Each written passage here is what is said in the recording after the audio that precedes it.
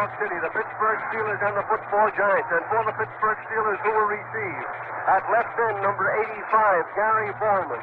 At left tackle, number 77, Dan James. At left guard, number 62, Mike Sandusky. At center, number 51, Buzz Nutter. At right guard, number 72, Ray Lemick. At right tackle, number 71, Charlie Bradshaw. At right end, number 40, Preston Carpenter. At left halfback, number 33. At left halfback, number 33, Deron Sapp. At fullback, number 35, John Henry Johnson. At quarterback, number 15, Ed Brown. At right halfback, flankerback, number 84, Buddy Dial. For the Giants defensively, at left end, number 75, Jim Catkavage. Left tackle, number 77, Dick Marchaleski. At right tackle, number 76, John Levatier. At right end, number 81, Andy Robistelli. The left linebacker, number 87, Jerry Hillebrand. The middle linebacker, number 70, Sam Huff. The right linebacker, number 82, Tom Scott. Defensively, the left cornerback, number 49, Erich Barnes. The left safety, number 25, Dick Fessman. The right safety, number 20, Jim Patton. And the right cornerback, number 22, Dick Lynch. The Pittsburgh Steelers being introduced, and here's Marty Glickman. Thank you, Joe Hassel. Good afternoon, everyone. As Joe indicated to you, the skies are clear. The weather is crisp and clear. Temperature in the high 20s. The condition of the field is actually varied, if I can put it that way. At the close end of Yankee Stadium, and from the 30-yard line down towards the goal line, the field is frozen almost completely solid.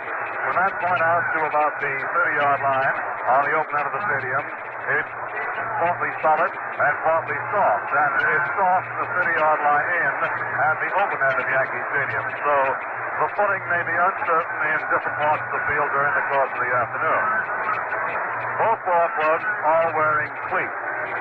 It may be necessary to change the sneakers later this afternoon when the temperature drops, as it probably will during the course of the game.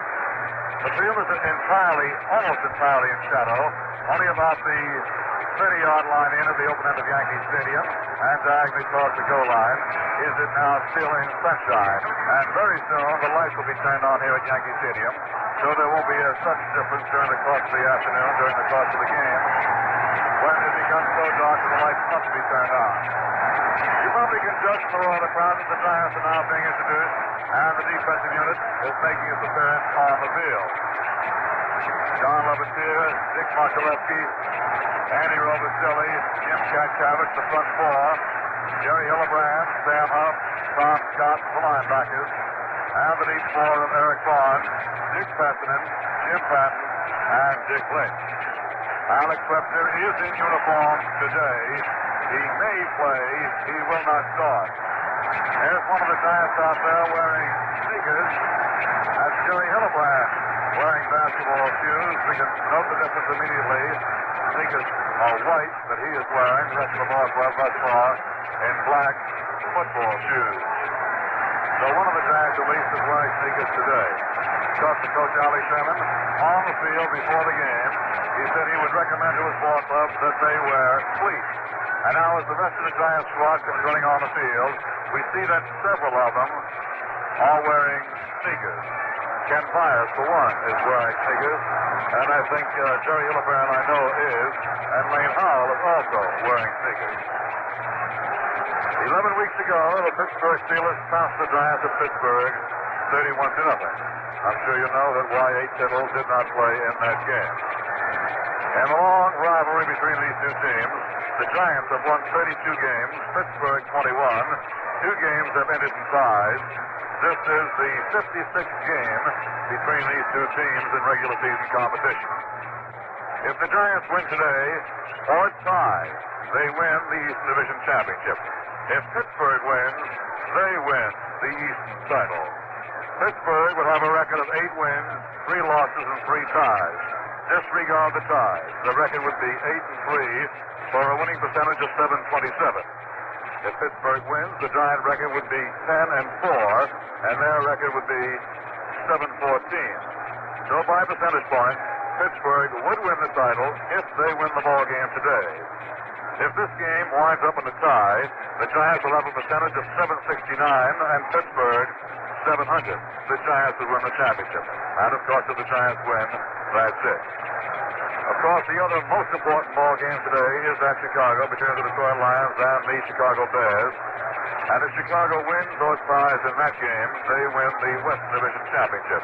If Detroit wins that game, then the Green Bay Packers, who defeated San Francisco yesterday 21-17, Green Bay will have successfully defended this championship. But those are the various developments which this afternoon will bring to a close. And the two captains have met at midfield. The Giants lost the toss. Pittsburgh will be receiving. For a word or two before we get into the ball game, let's call on Al DeRogatis. Well, Marty, you can really sense the great enthusiasm. Not only did I sense it in the locker room, but you can sense it here. The fans have really picked this up, and Marty, I look forward to a really great first quarter. These boys, both teams seem extremely loose, and I think we'll see some really ferocious hitting. Probably the Steelers will try to contain the football, keep it on the ground, see whether they can establish a running game. So a great of the weight now will rest on the Giants' big four and the big three linebackers. It should be a really great first quarter. New York Giants are swung out along their own 35-yard line. They're wearing the home uniforms of blue. Gary Baldwin and Clinton Thomas back at the goal line and ready for the kickoff. Don Chandler moves forward and boots the ball. A low kick, end over end, bounding down into the end zone. And Clinton Thomas picks it up.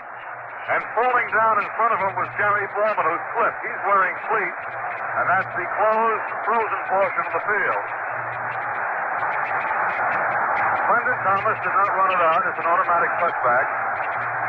And it's 1st and 10 now for the Pittsburgh Steelers on their 20-yard line. Just the start of things, of course, before a capacity crowd here at the stadium.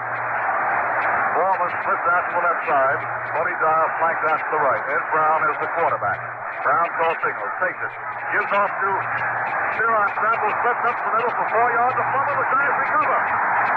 Sheeran fumbled the ball, and the recovery was made by Jim Pat on the 24-yard line of the Steelers. Sheeran slipped as he went into the line. And as he hit the ground, the ball squirted loose, and it was recovered by Jim Pat. 1st and 10 on the 24-yard line of the Pittsburgh Steelers. Y.A. Tibble calling for quiet as the Giant offensive unit is on the field now. Gifford flanked to the right side. The rest of the ball club is tight. Tibble calls signals. Goes straight back to pass on 1st down. And he's rushed and hit down for a loss. Back to the 31-yard line. He could not find a receiver. He looked, raised his hand, lowered his hand again, flipped some more, and then he was hit down hard by Frank Atchison and Lou Michaels.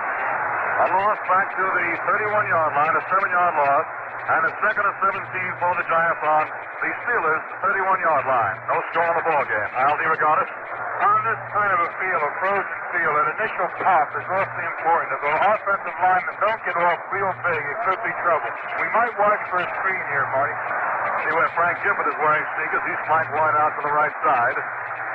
Harrison and King are the deep back that goes to King. King runs off his own right tackle. Pittsburgh drives inside for 5 yards before he's pulled down at the 28-yard line. Bill King carrying. Joe Cooper and Mike Claudio combine to stop him. Ball placed down at the 28-yard line. It'll be 3rd and 14 on the Pittsburgh Steelers 28. No score in the football game. The Giants recovering a fumble by Sheeran Sapp on the opening play on the Steelers' 24-yard line. Up to the line of scrimmage come the New York Giants now. King and Morrison also wearing sneakers. Going back to pass is Turtle looking downfield. Throws angling to the left. It's incomplete. Through the hands of Dale Shofner and incomplete as the angle to the left side at the 15-yard line. Dale Shofner being defended against by Willie Daniel. Here's Don Chandler running on the field now to try a field goal. It's 4th and 14 for the Giants on the Pittsburgh Steelers 28-yard line. The kick will be about 35 yards. The angle is to the left. Kicking in towards the closed end of Yankee Stadium. The wind is not a factor now. A 34-yard attempt. The teams are lined up and set. Griffin will hold. The ball is snapped. Placed down. It's kicked by Chandler. High enough. Deep enough. And it is good. There's Harmon on the field with the score. The Giants 3. The Steelers nothing. At Yankee Stadium before an enthused, excited crowd of 63,000. Don Chandler ready to kick off again for the Giants. Thomas and Bowman on the receivers. The kick is high and short. Coming down to about the 15-yard line, and taken by Gary Bowman. He runs to his left, up to the 20-yard line. He has Plunkett in front of him. He's downfield, up to midfield, cutting back to his left, up to the 40-yard line of the Giants, down to the 30, and down he goes at the 28-yard line of the Giants. Tackle made by Dick Tessinen. A beautiful run back by Gary Bowman. Taking out his own 15-yard line, running it down the near sideline, past midfield to the 28-yard line of the Giants. First and 10 for Pittsburgh on the Giants' 28. Those run backs of kickoffs have plagued the Giants all year, and Bowman just ran one back into Giants territory to the Giants' 28. Now Bowman is flanked wide to the right side. Buddy Dow split out to the left side. The deep backs of Sapp and Johnson. The handoff goes to Johnson up the middle for 2, 3 yards. He keeps driving still and goes down for 4 yards before he stops. Down to the 24-yard line. Dick Modulewski pulled him down after he picked up 4.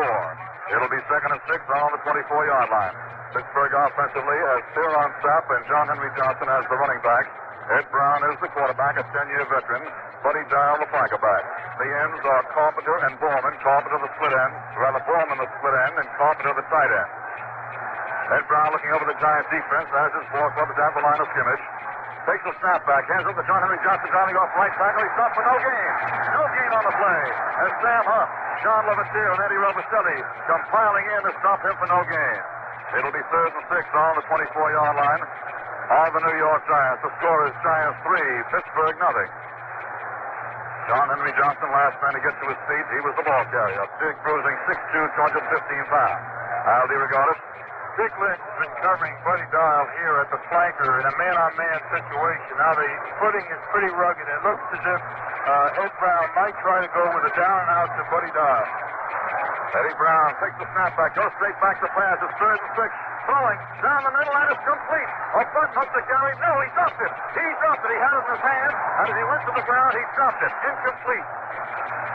Eric Barnes and Jim Patton defending on the play. A front hook pattern about 10 yards downfield, and he dropped it as he went to the ground. He never had control. So it's 4th and 6 on the 24, and a field goal attempt coming up. Lou Michaels, a left-footed kicker, will try it. It'll be about 30 yards out. Let's see where they set up for it. It's going to be at the 29-yard line. No, 30-yard line it is. At the 30. The angle is to the right. The teams are lined up and set. Signals being called. The ball is snapped. Face down. Michael's kick. High enough, deep enough. No good. No good. It was wide to the right. And the Giants still lead 3-0. And it's Giants ball as a result of the touchback. 1st and 10 on their 20-yard line. Neither team has been able to pick up a first down thus far. Both ball clubs warming up to this very difficult footing, getting accustomed to it. They haven't been able to move too well thus far, except for Gary Bowman's fine run back of the kickoff. Now Gifford flanks wide to the right. Sharpness flipped to the left side. King and Morrison of the deep back. Tibble call signals. And the handoff goes to King. King drives off his own right guard and goes for 4 yards, but a penalty marker is down, as the Steelers might have been offside. Their offensive right tackle, Frank Atkinson, may have been in there. King picked up 5 yards on the play as the ball is placed down on the 25-yard line. And we're waiting for the decision by the officials and the New York Giants. Jack Stroud, offensive captain, elects to accept the penalty, so it'll be 1st and 5 on the 25-yard line. Pittsburgh was offside. It's 1st and 5 for the Giants. On the Giants' 25-yard line, the New York Giants are leading Pittsburgh 3-0.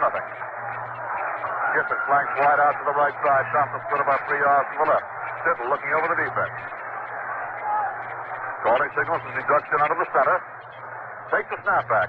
Hands up to King. He drives off right tackle. Quick down in the cliff for the moment. Goes forward for 4 yards. More action in the moment. The score, the Giants 3, Pittsburgh nothing. Right now, you've got just enough time to pour yourself another Valentine. Do it. Get that Valentine smile of satisfaction. Enjoy that lively heads-up taste. There's nothing like it to liven up your living. Come on, everybody. Smile. Have a Valentine beer.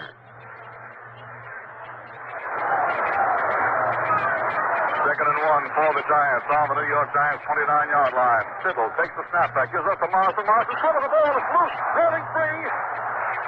And looking with the recovery is Pittsburgh ball. Pittsburgh recovered as Clinton Thomas fell on the ball. Joe Morrison fumbled, and Clinton Thomas recovered for Pittsburgh on the Giants' 33-yard line.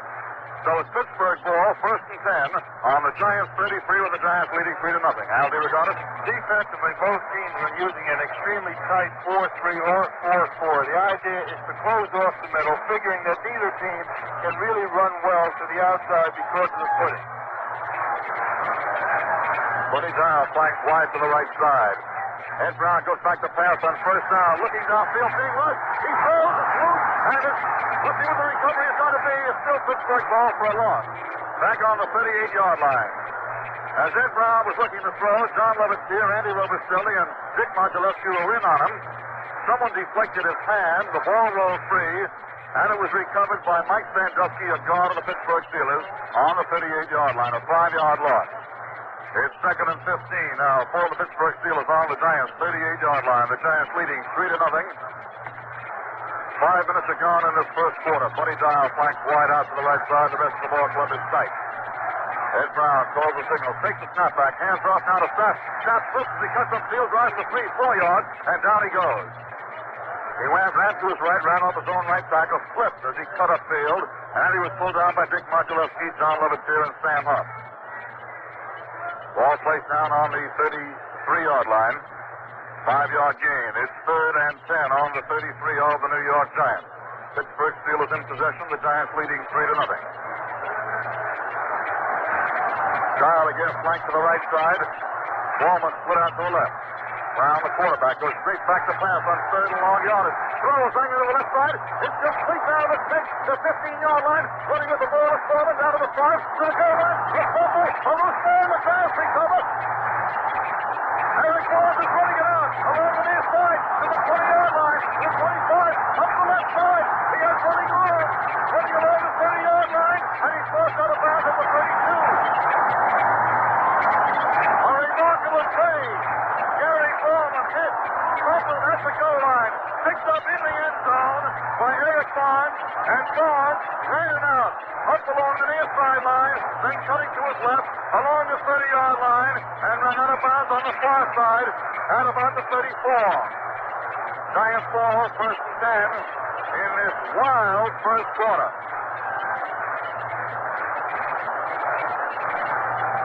Giants come to the line of scrimmage. Y.A. Tittle calling for quiet. Gifford's flank right. Sharpness split left. And now there's an official timeout for just a moment as Y.A. Tittle cannot be heard by his Giant teammates. A fantastic play. They'll be talking about that one for a long time. As Eric Barnes picked up the fumble in the end zone and ran it out. He could have stayed in there for a touchback, but he ran it out. And he ran it out to the 34-yard line. Now, quiet results, and the handoff goes to Joe Morrison running off his own left guard. He's pulled down for a loss.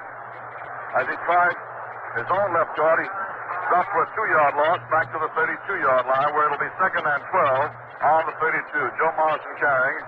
And it would seem to me, Al, that the ball carriers particularly are having extreme difficulty, not only with their footing, but handling that close football, too. They really are, Marty, and perhaps the men that are having a tougher time are the men up front trying to get off a good block.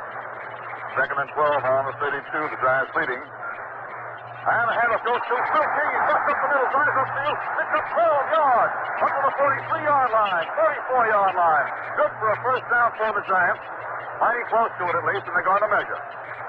It was 2nd and 12. He picked up about 12 yards on that run, and the off-six ought to be brought out. Al DeRogatis. The Steelers have so far shown 3 different defenses. They've shown an odd man line whereby they put the right tackle head on the center.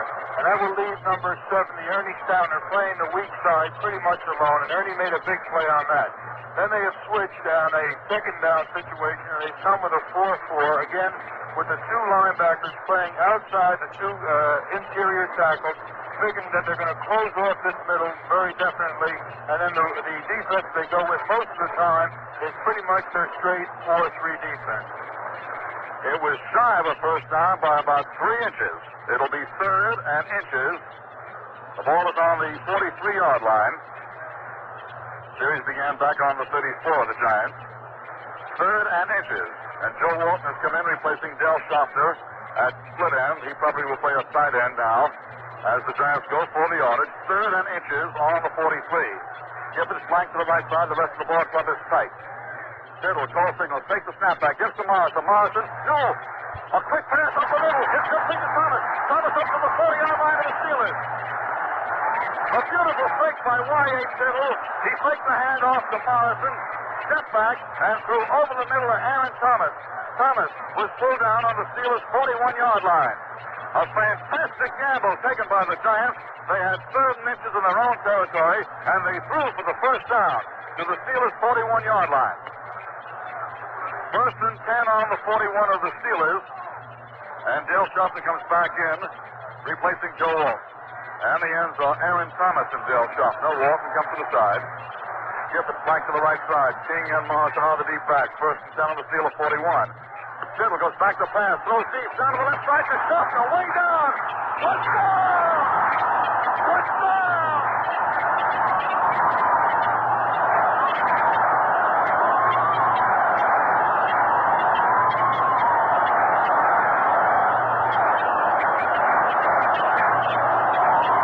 Dale Schaffner racing down the left side. Had his man beaten by 4 yards. The ball high in the air. Schaffner racing underneath, racing for it, and he pulled it in at the goal line. A perfect pass by Y.A. Tittle, and the Giants lead 9-0. 1 after 10 coming up. Teams to line up and set. The ball is snapped, placed down and kicked. It hits the crossbar and goes wide to the left. It hit the upright on the left side, and went wide to the left on the left side. There's time on the field with the score of the New York Giants 9, the Pittsburgh Steelers 0. Well, here it is, December again, and that means holidays and hectic shopping and all too often raw, windy weather. The kind of weather that brings on miserable sore throats and nagging coughs. This year, make sure your holidays are happy days by always having a box of HB Hospital brand cough drops handy. HB cough drops are specially medicated to ease the discomfort of sore throats, relieve the harsh, dry tickling caused by colds or coughing. Made from a scientific formula, HB cough drops have brought soothing comfort to thousands at the first sign of throat irritation. A favorite for over 50 years, HB cough drops come in 2 delicious flavors, regular and wild cherry. You'll find both sealed in cellophane for added protection. Look for them in the clean white HB box at your nearest drugstore or candy counter. Remember, don't let a sore throat or nagging cough spoil the happy holidays ahead. For fast, soothing, medicated relief, get HB Hospital brand cough drops. The happy holiday cough drops. Pick up a box today. Don Chandler ready to kick off now for the New York Giants. That pass play for the touchdown was good for 41 yards. Here's the kickoff. High and fairly short. Coming down to the 15-yard line, a 10-yard line this time. Taken by Clinton Thomas. He races to his right, looking for blockers. Running along the 20-yard line, makes the turn upfield, and he forced out of bounds on the far side of about the 30-yard line. The Giants leading by a score of 9-0. New York Giants moved 66 yards. The touchdown to a play being a 41-yard pass from Tittle to Schaffner, a beauty. The point after attempt hit the left upright to Don Chandler's left and went out to the left side. No good. So it's 9-0 Giants, and the Pittsburgh Steelers have the ball 1st and 10 on their 31-yard line. Steelers come to the line of scrimmage. Buddy Giles flank wide out to the left side. Ed Brown is the quarterback. He takes the snap back. Hands up the snap is pulled down for no gain. Jim Cacavis coming around behind the ball carrier. Steer on snap and pulling him down for no gain at the 31-yard line. It'll be 2nd and 10 on the 31. Cacavis making a play. Penalty marker was thrown down. Let's see what the call is going to be. It's against the Giants. A 5-yarder called up against the Giants. Looks as though they may have been offside on that play, and here's Al DeRogatis. The Pittsburgh Steelers offensively, though they haven't really shown it as yet, are still moving very effectively. That offensive line is blowing very well, and they're opening some pretty good holes. The Giants, on some great individual efforts, have been able to stop it, but Pittsburgh can run that football, and their objective is to keep it on the ground. Their guards are pulling very well and doing a real good job of blocking. Well, it's 1st and 5 as the Giants were offside on the Pittsburgh 36-yard line. The Giants leading 9-0, 7.5 minutes to go in the first quarter. Handoff goes to field on 10. He goes off his own left guard, drives for 1 or 2 yards, and he's held upright and then topples over as 3-4 of the Giants bring him to the ground. Here on top, the ball carrier. Ball placed down at about the 38-yard line. He picked up 2 yards on the play. It'll be 2nd and 3 on the 38-yard line of the Pittsburgh Steelers. The New York Giants are out in front by a score of 9-0. We'll pause for station identification. This is the Giants Football Network. WGY, the General Electric station in Schenectady.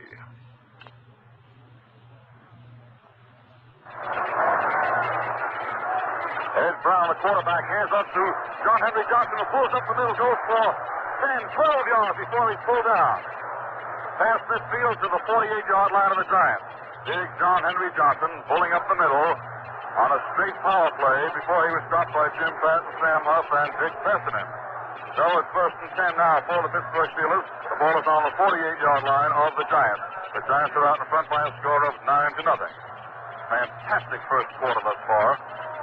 Now the Steelers in their white uniforms and black and gold trims go to the line of scrimmage. Flankers are right and left. Brown takes it, goes straight back to pass on 1st down. Good protection. Throws deep down the middle. Intercepted by Pittsburgh. Looks at the 10-yard line. Looks for blocking. He has plenty of room. Up to the 20-yard line. Now to the right side of the 30-yard line. Up to the 40. Still has blocking. And he goes out of bounds at the 44. Dick Lynch leading the league in interception. Runs out of bounds at the 44 for the Giants. The intended receiver on the play was Buddy Dyer. Aldi Regatas. Marty, just to show you how adept the Giants are defensively. Now, Jimmy Patton, as soon as the interception was made, knew he had one block, and that was to go for Buddy Dial. But coming upfield, the guy that's the all-pro defensive end, Jim Katkavich, put on a real big block to shake Dick loose for a few more yards. 1st and 10 for the Giants on their 44-yard line.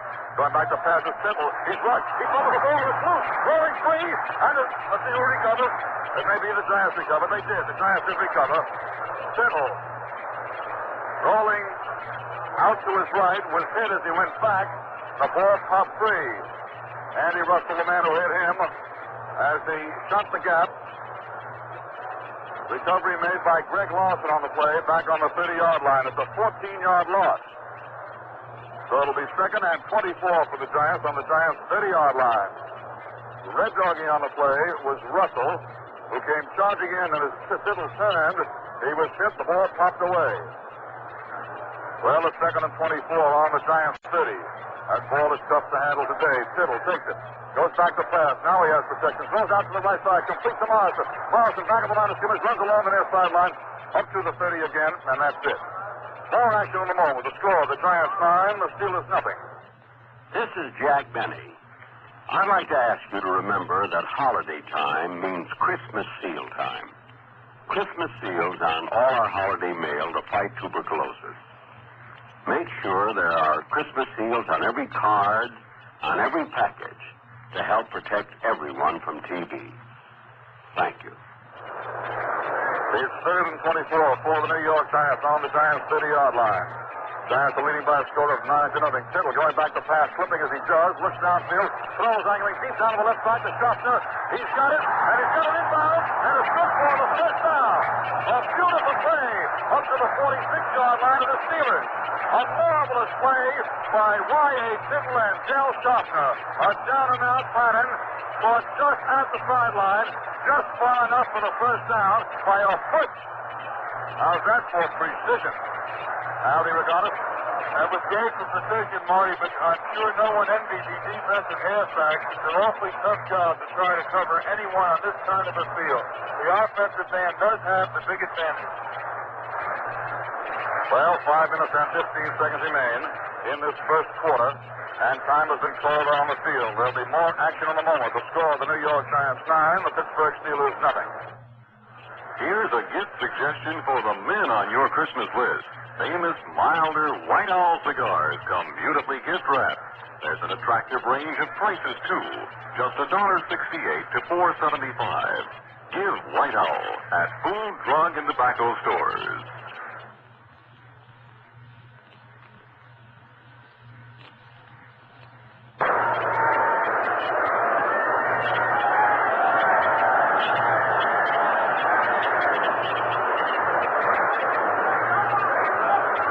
still out here at Yankee Stadium.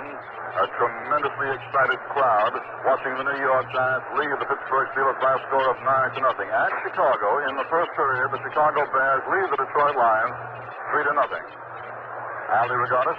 Marty, watching number 79, the left end for the Pittsburgh Steelers, Lou Michaels. He's a good boy and makes a real good outside charge.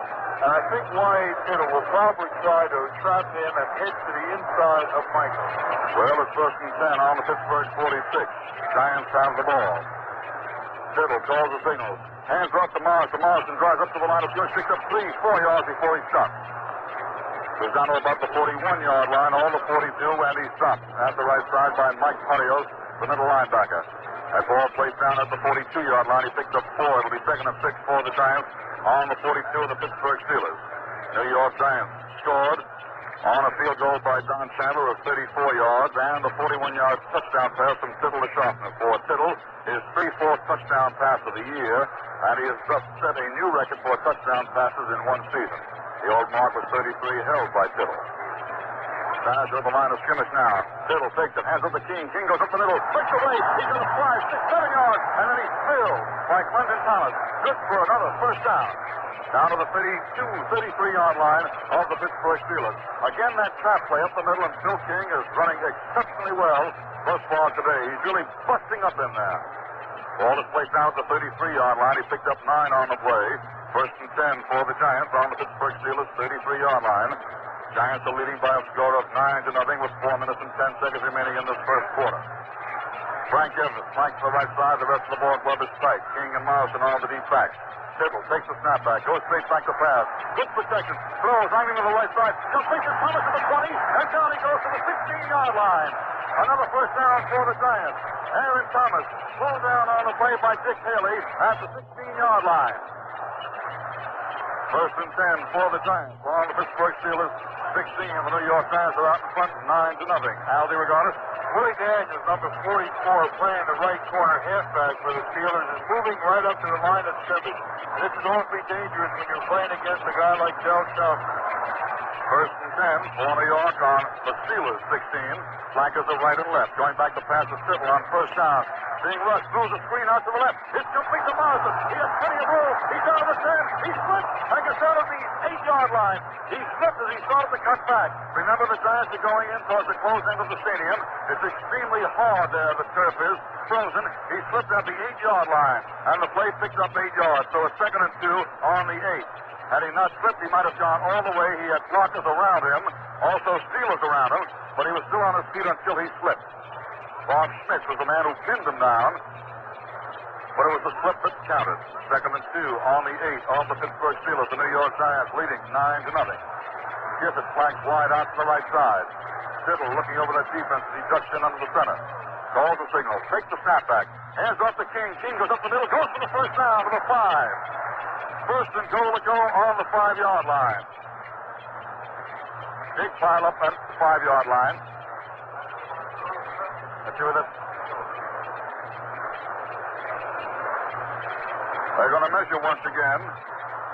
And it looks as though it's clearly a first down, and some of the crowd is dissatisfied as the nose of the ball seems to be resting on the 5-yard line, and the R6 are being brought out. The R6 was short of the 5-yard line, or so it seemed. At any rate, the Giants lead 9-0. The R6 are out there now. Jack Stroud and Y.A. Tittle along with the officials and all of the Steelers looking at it. It is the first down. So it's 1st and goal to go on the 5. Yes, Al? On that last play, Marty, the right side of the Giant offensive line really did a fine job. Jack Stroud really moved across here to Lou Michaels and really put a good block on him, as did Bookie Ball on Joe Krupa. And the center, Greg Larson, shoots straight ahead to the middle linebacker, Myron Partios. 1st and goal to go on the 5-yard line. The Pittsburgh Steelers are packed in tight. It's an 8-3 defense. Tittle calls the play. Man in motion is Gifford. A pitch out to Gifford, circling around the left side. He's looking to pass. He stops. He runs back to his right. He's being trapped back there. He laterals back to Lawson. Lawson is pulled out of the stadium. No, another lateral goes to Gifford again. He throws into the end zone. Incomplete. What a play and a penalty marker as well. They were playing basketball with it, literally. Gifford came in motion. Took a handoff, swinging to his left from Y.A. Tittle. with snapback there. Lateral back to Greg Lawson. Lawson ran. Lateral to Tittle. Tittle back to Giffen. Giffen threw a pass to Thomas. Incomplete. Penalty marker. Oh, boy. And a penalty is against the Giants, a 15-yarder. Well, it was first and goal to go on the 5. Now it'll be first and goal on the 20-yard line. Fantastic first quarter. A minute and 54 seconds remain in this first period. The Giants lead 9-0. Yes, Al? Well, you know, the Pittsburgh Steelers will probably figure the Giants for the pass. They're going to be putting on a real big rush. We might look for Y.A. Tittle to come with a fake dive and then come with a draw, giving it to the second man. The idea of the fake dive is to pull the linebacker over.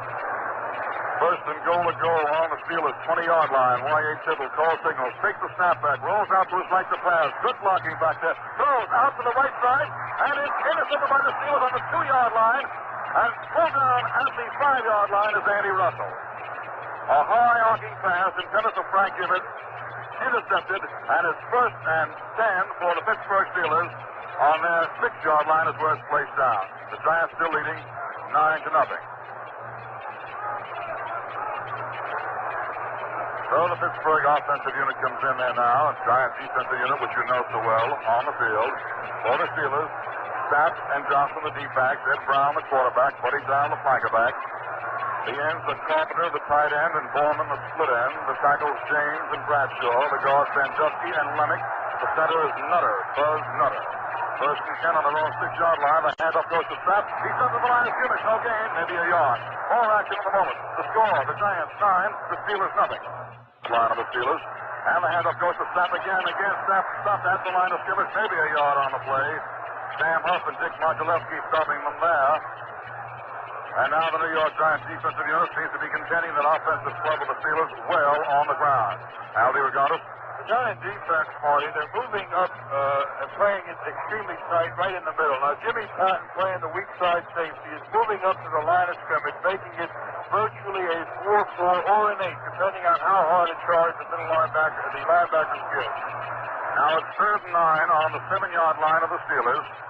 And the handoff goes to Big John Henry Johnson for 2 yards, 3 yards, and he stopped. And now the Pittsburgh Steelers are forced to punt. He picked up 3 yards up to the 10-yard line. So it'll be 4th and 6 on the Steelers' 10. And the Pittsburgh Steelers are forced to punt. John Levitier and Tom Scott came in to stop it. The quarter will end, and that's the gun.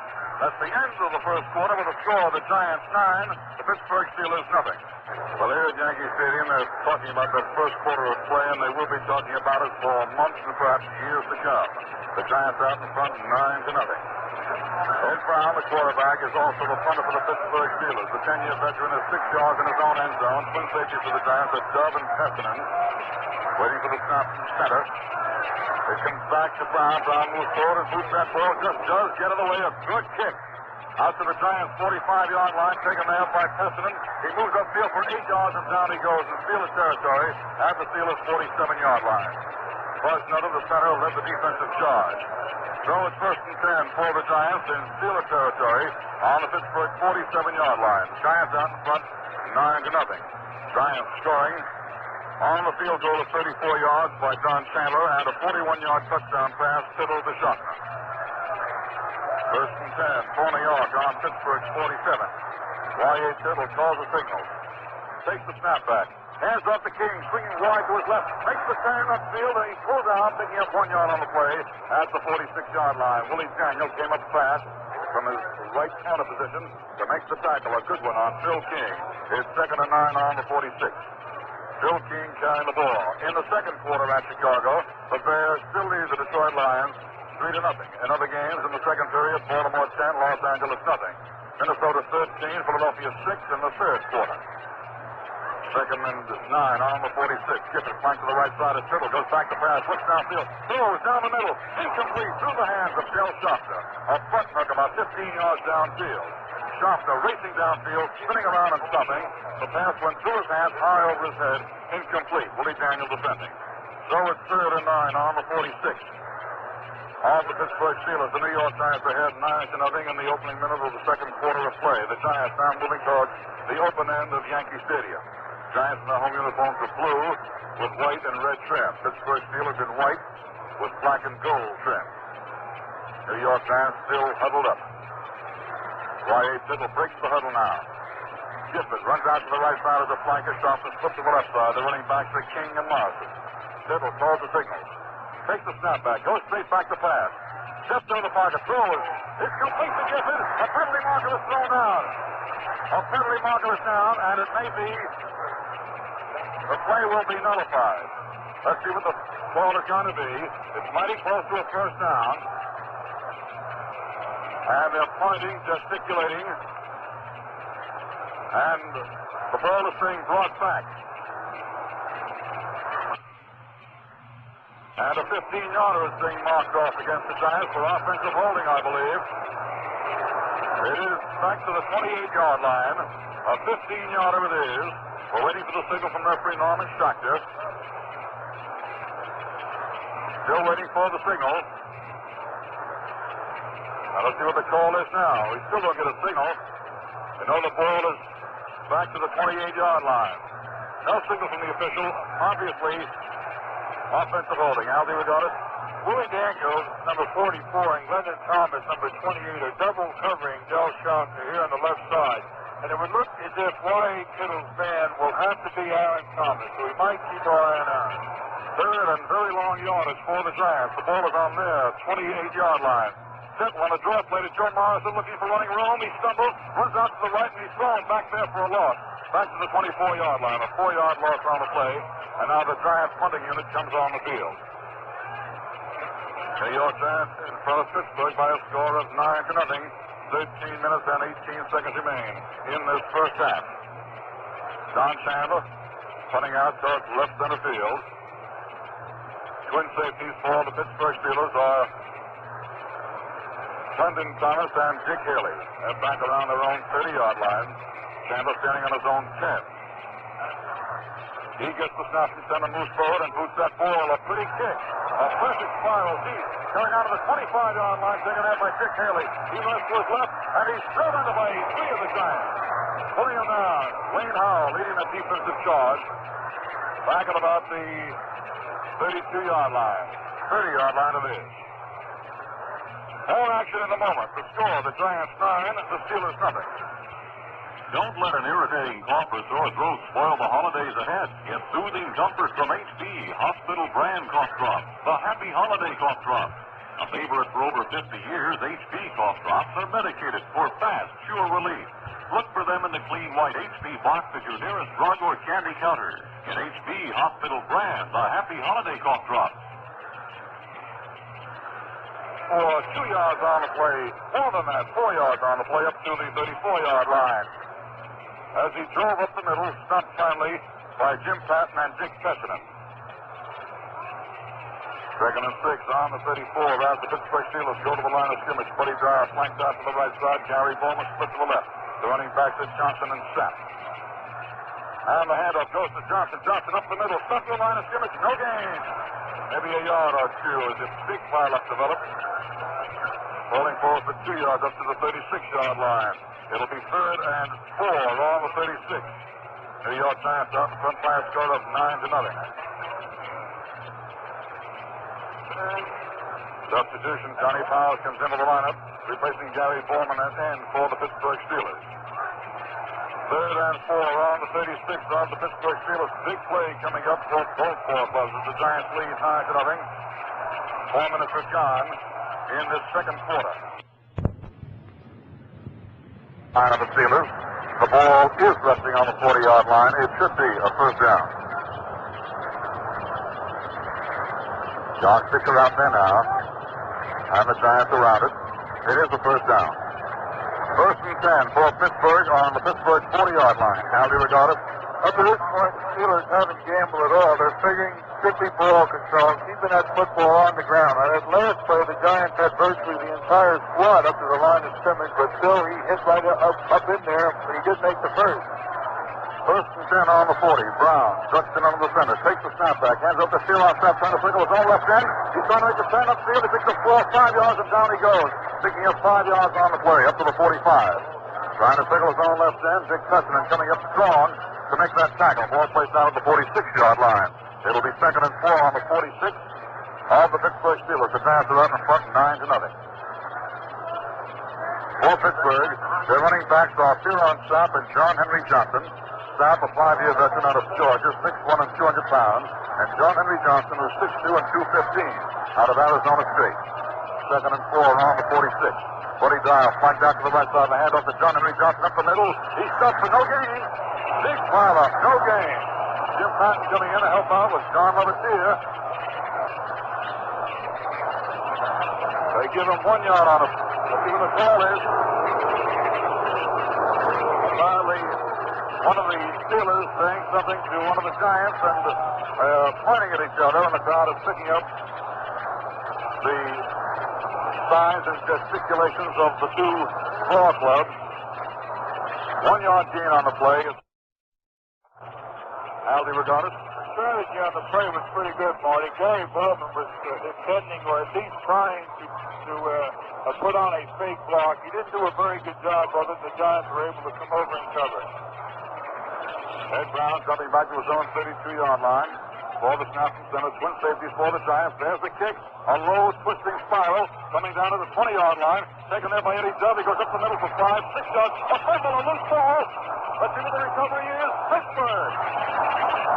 All action in a moment. The score. The Giants 9, Pittsburgh nothing. Young lady, every college graduate should become familiar with the opportunity for patriotic service offered by the Navy Wave Officer Program. To serve your country proudly as women officers in the United States Navy, see your recruiter today and learn all about service in the United States Navy. And for the Pittsburgh Steelers on the Giants' 24-yard line, Buzz Nutter made the recovery of the fumble. Giants flank to the right side.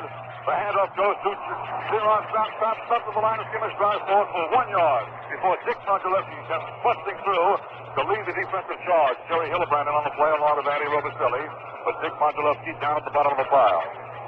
It's 2nd and 9 on the 23-yard line of the Giants. The Giants are out in front by a score of 9-0. The Pittsburgh Steelers driving in towards the closed end of Yankee Stadium. The entire field is now in shadow. Though it may be breezy in your neighborhood right now, down on the well of the stadium, the wind is no factor as of this moment. Ed Brown takes it, goes back to pass on 2nd down, throws down the middle. It's complete to Bowman at the 15-yard line, and he's pulled down to the 15 by Jim Patton. Ball placed down at the 14-yard line, and it's mighty close to a first down, and they measure for this one again. Mighty close to a first down. It'll be 3rd and inches or 1st and 10 on the 14. It's 3rd and inches. 3rd and inches on the 14-yard line. The play began on the 24-yard line, or the series began on the 24. So it's 3rd and inches on the 14 of the Giants. Powers comes into the end, replacing Gary Bowman. The Giants are leading 9-0. 7 minutes are gone in the second quarter. Ed Brown, the quarterback. Takes the snap back. Gives to John Henry Johnson. He made a big stop. He fell forward at the line of scrimmage. He went up the middle. The Jim Cat Savage, John Levitier, Dick Monteleschi. And let's see where that ball is going to be placed down.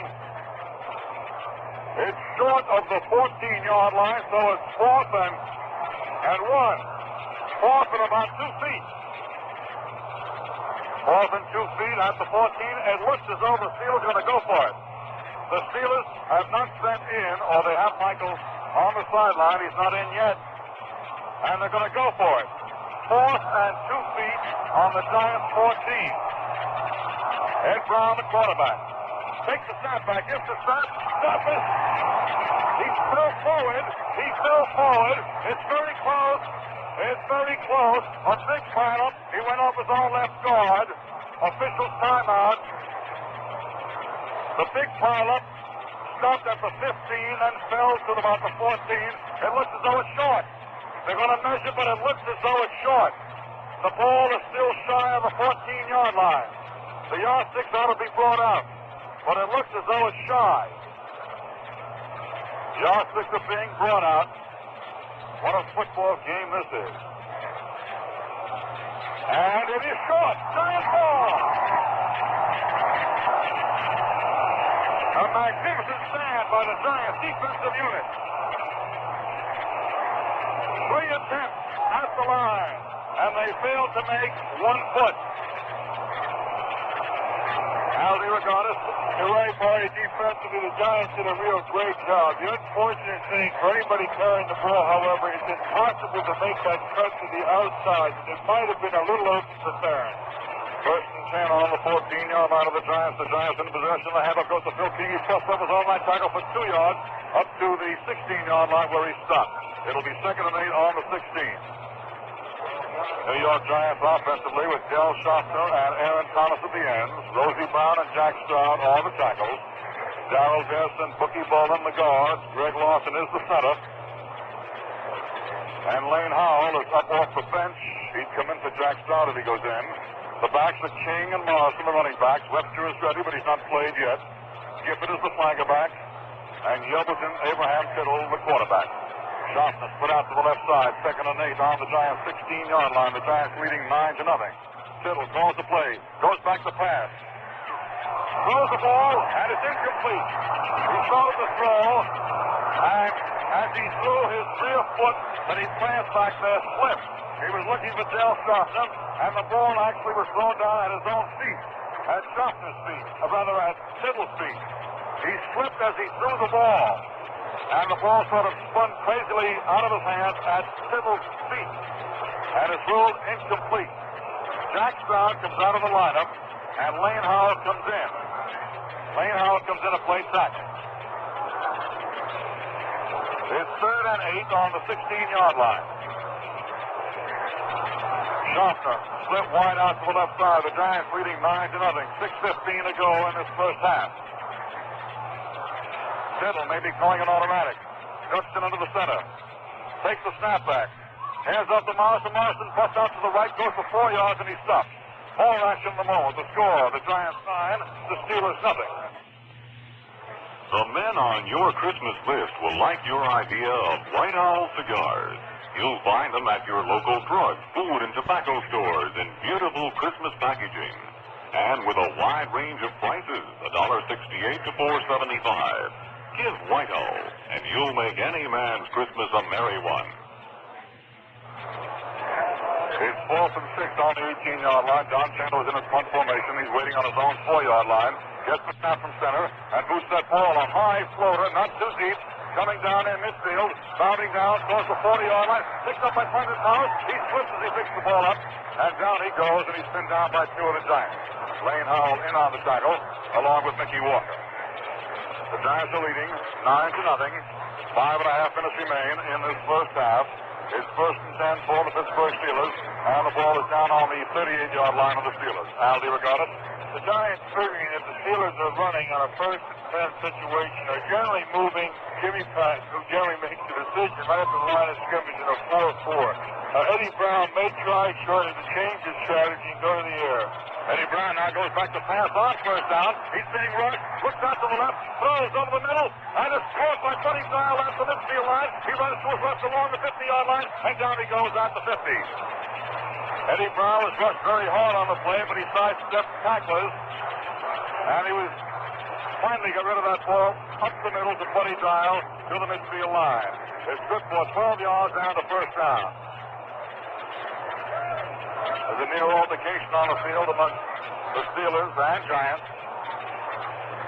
And they're talking with Buzz Nutter, the offensive center of the Pittsburgh Steelers. Now let's see what the ruling is going to be. We get no signal from the officials. The ball is down on the 49-yard line of the Steelers. It's good for a 1st down. A penalty refused by the Steelers. Defensive holding. So it's 1st and 10 for the Pittsburgh Steelers on the 49-yard line of the Steelers. The Giants are out in front by a score of 9-0. 5 minutes remain in this first half.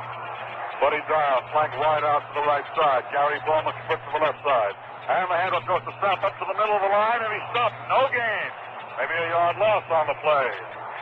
They're trying the middle of the Giant line, but that Giant line is holding solidly in the middle with Sam Huff, John Levittier, Dick Montelefsky, along with Tom Scott, all in on that last play. No gain. Second and 10 on the 49. Yes, Al? We're more than likely now to see the Giants go into what they like to call their Sam Wanda, the weak side safety and Sam Huff moving up to the line of scrimmage and trying to put as much pressure as possible. This means the middle could be open, and we might watch for Gary Bowman. Well, it's second and 10 on the 49ers. Brown looks over the Giant defense, and the Giant defense moves, goes into the line. John Henry Johnson takes it, goes up the middle, picks up 4, 5, 6 yards on the play before he stops. As he picks up 6 right down to the Giants' 45-yard line. To the Giants' 44 is where it's placed now. 7-yard gain is third and 3 on the 44. Big John Henry Johnson going inside his own left tackle. So another big play in this ball game. Third and 3 on the Giants' 44-yard line. The Giants leading 9-0. 4 minutes to go in this first half. Buddy Dyer flanked again wide out to the right side. Rest of the ball club is tight. Giants defense is packed in solid 2. Brown takes it. Hands off now to Stapp, trying to go right. Cuts back inside. He picks up 4 or 5 yards. Good for the first down. He's down to the Giants' 37-yard line. He picks up 7 yards on the play where Jim Patton and Dick Fessenden made the tackle. So it's first and 10 for the Steelers. On the Giants' 37-yard line, the New York Giants leading 9-0. 3.5 minutes to go in this first half. And time may become a factor in the course of this grinding, grueling drive of the Pittsburgh Steelers.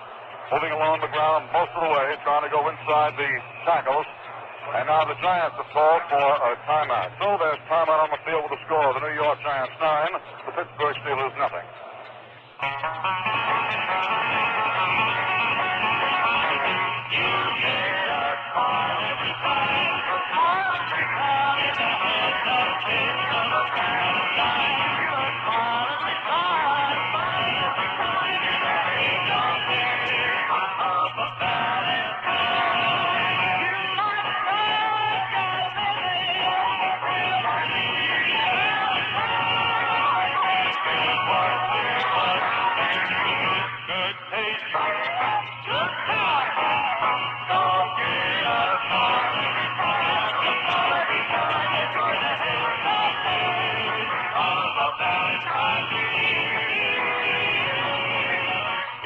Every time you taste a cold Valentine, you get that smile of satisfaction. You're refreshed because Valentine's lively heads-up taste keeps satisfying beer after beer. Come on, everybody, smile. Have a Valentine beer.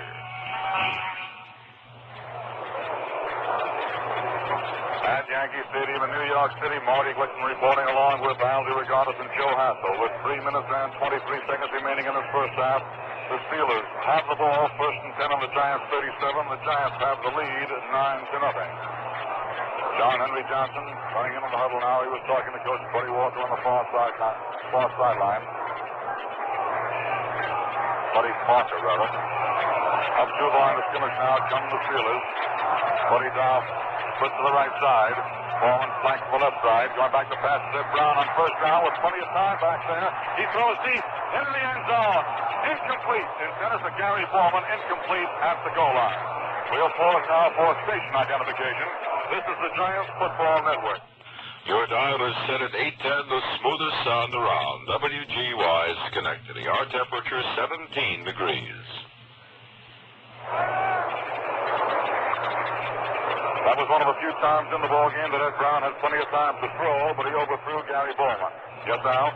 Now, the Giants had a bit of an outside rush, Marty. If there's one guy in the National Football League that can really run the draw, it's John Henry Johnson. So it's going to be interesting to see how Sam Huff can play him if this should develop.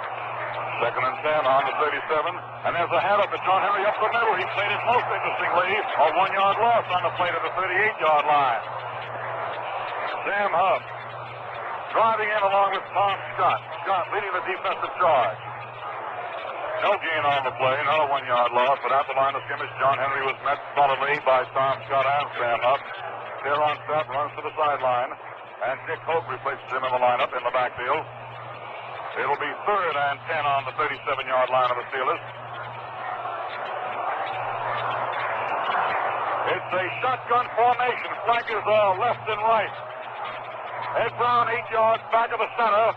Gets the snap from center, goes back to pass, throws right down the middle, and it's dropped by Jimmy Patton. He had it in his hands at the 20-yard line. He fumbled the ball and dropped it, and Jimmy is unhappy about it. So it's 4th and 10 on the 37. That was a shotgun formation, flankers and split ends.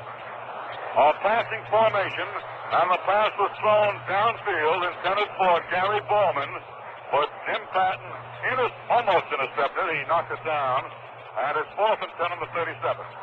Here's a long field goal attempt coming up. A 42-yarder. 43 yards. 43 yards. The angle is to the left. Jimmy Patton is the only man back there. The ball is snapped, placed down, and trouble is loose rolling around, and Giants recover. Giants have the ball on the 43-yard line, and it's 1st and 10 for New York. The ball was fumbled. Fumbled by Bill Nelson, who was trying to hold. And Sam Huff and John Leventier came barreling through, and it's 1st and 10 for the Giants on the Giants 42. 2 minutes and 28 seconds remain in the first half. The Giants are out in front by a score of 9-0. Gibbs flank wide to the right side. Dale Sharpner splits to the left side, running back to Morrison and King. Siddle calls the play, takes it, goes back to pass, fake short, throws deep down to the left side to Sharpner. He's got it at the 15. He's got it at the 12. A beauty to Dale Sharpner. Ronnie A. Tittle throwing to Dale Sharpner at the 13-yard line is last place down. The tackle by Willie Daniel. Aldi regarded the beauty of the play already happened. A great catch actually by Dell. A wonderful pass by Y.A. Tittle. But there was a big draw into the line. That meant that Brendan Thomas, who was playing the weak side safety, couldn't peel off on Dale Sharpner late. And as long as that draw held him, Dale Sharpner was able to complete that down fly pattern with a look in. Dale Sharpner has come to the sideline, and he's being helped to the sideline. He may have hurt his hand or shoulder. And he's sitting on the bench of the near side. Joe Walton has replaced him in the lineup, which means that Walton will play the tight end, and Aaron Thomas will play the split end. But Dale Sharpner was way out in the clear again. The pass actually was a little bit underthrown. He had to wait for it. It was a little wobbly, unusual for Y.A. And the play covered 45 yards. And now it's 1st and 10 for the Giants on the Pittsburgh Steelers 13-yard line. 2 minutes remain in the first half. The Giants are out in front 9-0. And the New York Giants, with time taken, are huddled up around Y.A. Tittle. Joe Walton joining in the huddle. And Y.A. Tittle most anxious to get that ball club underway again, looking out towards the official, holding that clock. And the whistle should sound in just a moment. Yes, Al? The Giant offensive line, Marty, are really doing a fine job now blocking. They're showing real good balance and making a good initial punt. Now, here's a situation where Y.A. Tittle likes to come with that course that we were talking about last week. However, I'm sure the Steelers know that they do like this, and we might watch Y.A. come with the course pattern, but possibly swing Joe Morrison to the right and throw to Joe. Now play about to be resumed. 1st and 10 on the 13. Y.A. Tittle looking right and left. Takes the snap back. A draw play to Joe Morrison. He goes up the middle, trying to swing wide now. Goes down to the 10-yard line to the 8-yard line. Right down to the 8-yard line. Joe Morrison carrying for 5 yards. It's 2nd and 5 on the 8-yard line of the Pittsburgh Steelers. The clock is running. 1:45 to go in this first half. Adios and Daniel combine to make the tackle, and the Giants hustle back into their huddle. A draw play up the middle and angling out to the left side. Clock is running. 1:30 to go in the first half. 2nd and 5 on the 8. Tittle takes it. Hands up to King, going wide. King cuts back inside the end, drives down to the 3-yard line, to the 2. And he stops the 2. It should be a first down in there, or very close to it. Time is called by the officials and by the Giants. Dale Sharpner is walking into the Giant locker room with 1 minute and 18 seconds to go in the first half. Sharpner is on his feet and walking into the locker room. We sure hope he'll be back out for the second half. But time has been called by the Giants, stopping the clock. Now we get to stay tuned at halftime for the latest worldwide news and up to the minute sport. Meanwhile, at Chicago, still in the second period, Chicago Bears 3, Detroit Lions nothing. Here's Aldi Regarded. The footing at the end of the field where the Giants are now driving is much better than down here to our right side. The right side, the close in the Yankee Stadium, is frozen. Now, on the last play, the guards both moved very well and put a real good block, as did Joe Walton. However, the significant thing was that Phil King was able to make that cut. He would have had a very difficult time had his team been driving in the opposite direction because of the frozen field. A real advantage. Well, it's first and goal to go on the 3-yard line. 1 minute and 18 seconds remain in this first half. The Giants still have one more timeout left to them. They called a timeout earlier in the half. So it's first and goal to go on the 3. Siddle calling the signals at the line of scrimmage. Gibbons flank to the right side. Siddle takes the snap back, goes back to pass. Throws into the right corner. Touchdown! Boston scores! A touchdown into the right corner. And Willie A. Siddle goes running off. Snapping his hand as if to say, attaboy, attaboy. A tremendous spirit by the Giants and their fans here. The Giants are leading 15-0. Meanwhile, Del Stotzer has gone back into the locker room, and as he walked into the Yankees dugout and into the locker room, the fans there rose and gave him an ovation. 1 after 10 coming up. Teams are lined up instead. Griffin will hold, Sander will boot, ball is placed down and kicked. It's up, and it is good. There's timeout on the field for the score. The New York Giants 16, the Pittsburgh Steelers nothing. When it came to defending home or country, the woman's role was traditionally passive. But the defense of freedom today requires such a complex structure that there are numerous opportunities for the American woman to take an active part in the service of her country. For the college graduate, these opportunities are even more inviting because she is eligible to serve as an officer in our Navy waves. Today, all America recognizes the wave officer as a woman who is more than dedicated to the heritage of her country. She has seen her duty and done something about it. She has told her Navy recruiter that she has wanted an honorable role, one with responsibility, one that she could fill with pride. She told her Navy recruiter she would like to become a wave officer. If you're a college graduate, may we suggest you do the same thing? You'll be helping yourself and your country. See your Navy recruiter today. At Yankee Stadium, Marty Glickman along with Al DeRogatis and Joe Hassel. 1 minute and 13 seconds remain in the first half. The Giants are out in front 16-0. Ready to kick off now is John Chandler for the Giants. Twin safeties are Thomas and Bowman at the goal line. Here's the booth.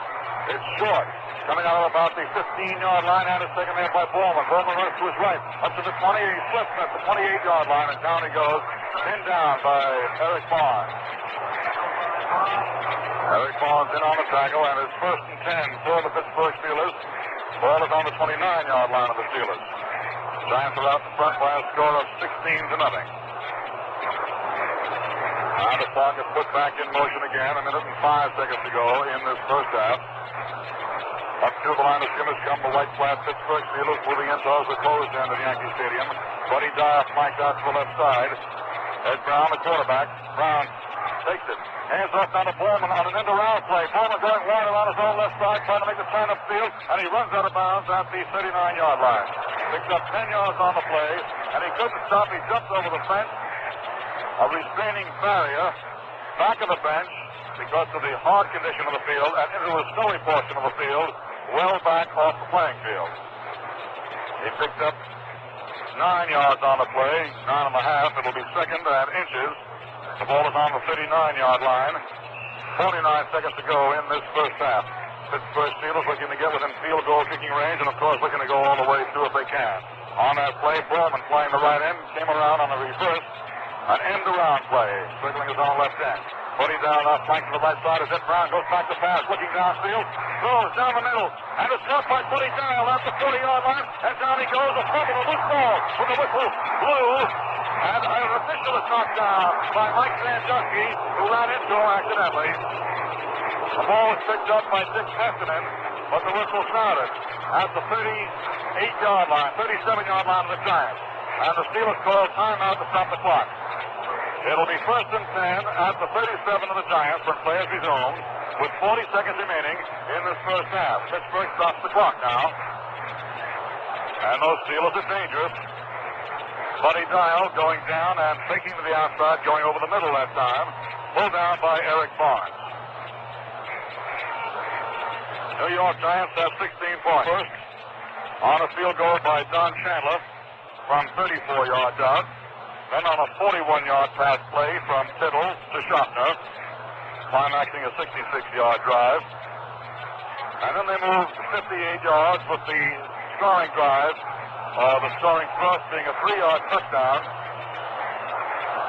A pass from Tittle to Morrison in the end zone. Here's a score for Chicago. Detroit has scored to lead Chicago in the second period. Detroit 7, Chicago 3. Detroit 7, Chicago 3 in the second quarter. Al DeRogatis. It's more than likely now to see the Giants go into their blanket defense, trying to take away any of the deep pass patterns from the Pittsburgh Steelers. So more than likely, we'll probably see Ed Brown forced to go over the middle short. Here's the shotgun formation now for the Steelers. Brown, 8 yards back of the center, throws over to the left side, and it's caught inbounds by Press Carpenter at the 29-yard line. An 8-yard gain on the play. It'll be 2nd and 2 on the 29 of the Giants. That's that shotgun formation, a spread formation, with Ed Brown, the quarterback, 7 or 8 yards back of the center. Both ends split, flanker backs on either side, and they're spread out all over the field on that particular formation. The line is also split about a yard and a half to each man at the line of scrimmage. Now they go into the T formation, 2nd and 2 on the 29-yard line. 16-0, the Giants lead. 35 seconds to go in the half. Steelon Snap carries the ball, stumbles, runs to his right, trying to make the turn upfield, and down he goes to the 21-yard line, picking up 8 yards on the play, and the clock is stopped. Again by the Steelers, calling timeout. Ball placed down at the 21-yard line of the Giants. Good for a first down. He picked up 8 yards. Steelon Snap carrying until he was tackled by Dick Tessinen. And the Pittsburgh Steelers have moved upfield in a big hurry from their own 29-yard line after the kickoff, following the Giants' second touchdown. Now to the Giants' 21-yard line. 27 seconds remain in this first half. And these National Football League teams are particularly adept in the final 2 minutes of the game or the half of moving that ball rapidly and conserving that clock. Al? Tony, I'm sure Ed Brown feels that actually the big thing to get is the TD. However, he will settle for a field goal, and he's not about to take any chances. So more than likely, knowing that the Giants are going to be playing, as I mentioned before, the deep spot, so that the TD isn't the likely thing. Ed Brown might just gamble, and he may try to come with a draw, figuring the Giants for a big, hard pass rush. And if he comes to that draw, again, as I mentioned earlier, the John Henry Johnson, this boy can really move. Well, it's 1st and 10 on the Giants' 21-yard line. 27 seconds remain in this first half. Brown at the T formation has flankers right and left. Takes the snap back, goes back to pass, looks downfield, throws near the goal line, incomplete, short. Intended for Gary Bowman, covered by Dick Lynch. And it was short, falling at the goal line, with Bowman about 3 yards in the end zone, and Dick Lynch covering Bowman. So it's 2nd and 10 for the Pittsburgh Steelers on the Giants' 21-yard line. 22 seconds remain in this first half. And each time the play develops, you can hear the roar and the rise from the crowd. And perhaps yours truly too, no perhaps about it. 2nd and 10 on the 21-yard line of the New York Giants. The Giants are out in front 16-0. 22 seconds to go in the first half. Flankers are left and right. Brown takes it. Takes the handoff. Goes back to pass. Throws angling deep into the left corner. Incomplete to Bowman again. Incomplete. Deep into the left corner. So it'll be 3rd and 10 on the 21. And as you said, Al, he's taking no chances. He's throwing that ball real deep. And making sure that there are no blue jerseys where that football is headed. Well, it's 3rd and 10 on the 21. If they fail to make the first down or the touchdown on this play, the field goal attempt will be about 26 yards out. Or 27. See where they place it down. But that is still one play away. 17 seconds to go in this first half. 16-0, the New York Giants lead the Pittsburgh Steelers. 3rd and 10 on the 21. Brown takes it, goes back to pass. Looking downfield, being rushed, throws. The pass to the goal line, incomplete. So it's 4th and 10 on the 21. And Lou Michaels comes jogging in from the far side. 12 seconds remain in this first half. The Giants are out in front 16-0. Lou Michaels has attempted 2 field goals thus far and has missed 2 field goals. And Ed Brown is going to be holding. Ed Brown from 27 yards out. Angle is to the left. Keeps the lineup in set. The ball is snapped. Placed down. It's kicked. High enough. Deep enough. It is good. So it's 16-3, and those Pittsburgh Steelers moved from their own 29 down to the Giants' 21, and it all came within the last 2 minutes. Less than that, last minute and 18 seconds, as I recall. They really moved that ball smartly, and it's 16-3 now, with just 7 seconds remaining in this first half. Giants finally gave up the score, a 27-yard field goal by Lou Michaels. Charlie Killett and Eddie Dove are in twin safeties. Joe Morrison back at about the 10-yard line. Those men, 2 men, Killett and Dove have not played much in their cold. Joe Morrison, of course, has been in offensively all game. The running backs for the Giants have been Morrison and King, with no exception. 7 seconds remain in the half. The Giants are out in front 16-3. Now Michaels back there at his own 30. Begins to move forward, and the wind blows the ball off the kicking tee. There are occasional swirling whirlpools of wind on the field, and that time it blew the football off the kicking tee. Now it's set up again. Michaels moves forward to boot it, and he does. A floater coming down near the 10-yard line. Joe Morrison fumbles it and picks it up again on the 15 and the 20-yard line. Cuts inside of one man and another man to the 20, the 25. Battles forward, he loses his helmet, and down he goes. At the 28-yard line, the gun should sound, ending this half. The clock has stopped showing 1 second as the ball has changed hands, but as soon as it's put back in, that gun should sound. And there it is. So that's the end of the half. The score, the New York Giants 16, the Pittsburgh Steelers 3. Here with his between-half guest is Hank Greenwald. Hank? When it comes to getting player talent, the New York Giants have taken a backseat to no one. And the man assigned to scouting the talent each year is their former coach and my guest here at halftime today, Jim Lee Howell. Many of today's Giants, of course, played under Jim Lee, who retired from the coaching end of it just 3 years ago. Jim Lee, as a former coach, do you find yourself sitting at a ball game, coaching along with the coaches on the field? Do you find this is something that you're able to resist, or is it just something that you just almost have no control? Oh, no, I'm pretty much a spectator, although I think I'm better than most spectators in that I do have a little more background than they have in the ball game, and I do notice as I watch the game, some fellows out of position, or he's not playing his position quite correctly, and I just think what I would do if would have been running the ball club in that situation. Not to second guess anyone, but I see that quite often now you think of see this thing happen 2 or 3 times, and pretty soon, why, you see that all the coaches on both sides are alert, and here they come, and you see the play that you're thinking about develop before long. And it makes it much more interesting, I think, watching the game, of course, because of that background. Must give you an awful lot of pride to watch some of the fellas who may have started their career here with the Giants while you were coaching, and to see them develop as you watch them, doesn't it? Oh, yeah, so that's, I think, one of the greatest satisfactions you get out of coaching is you work with the player, no matter whether it's a college level, high school, or pro.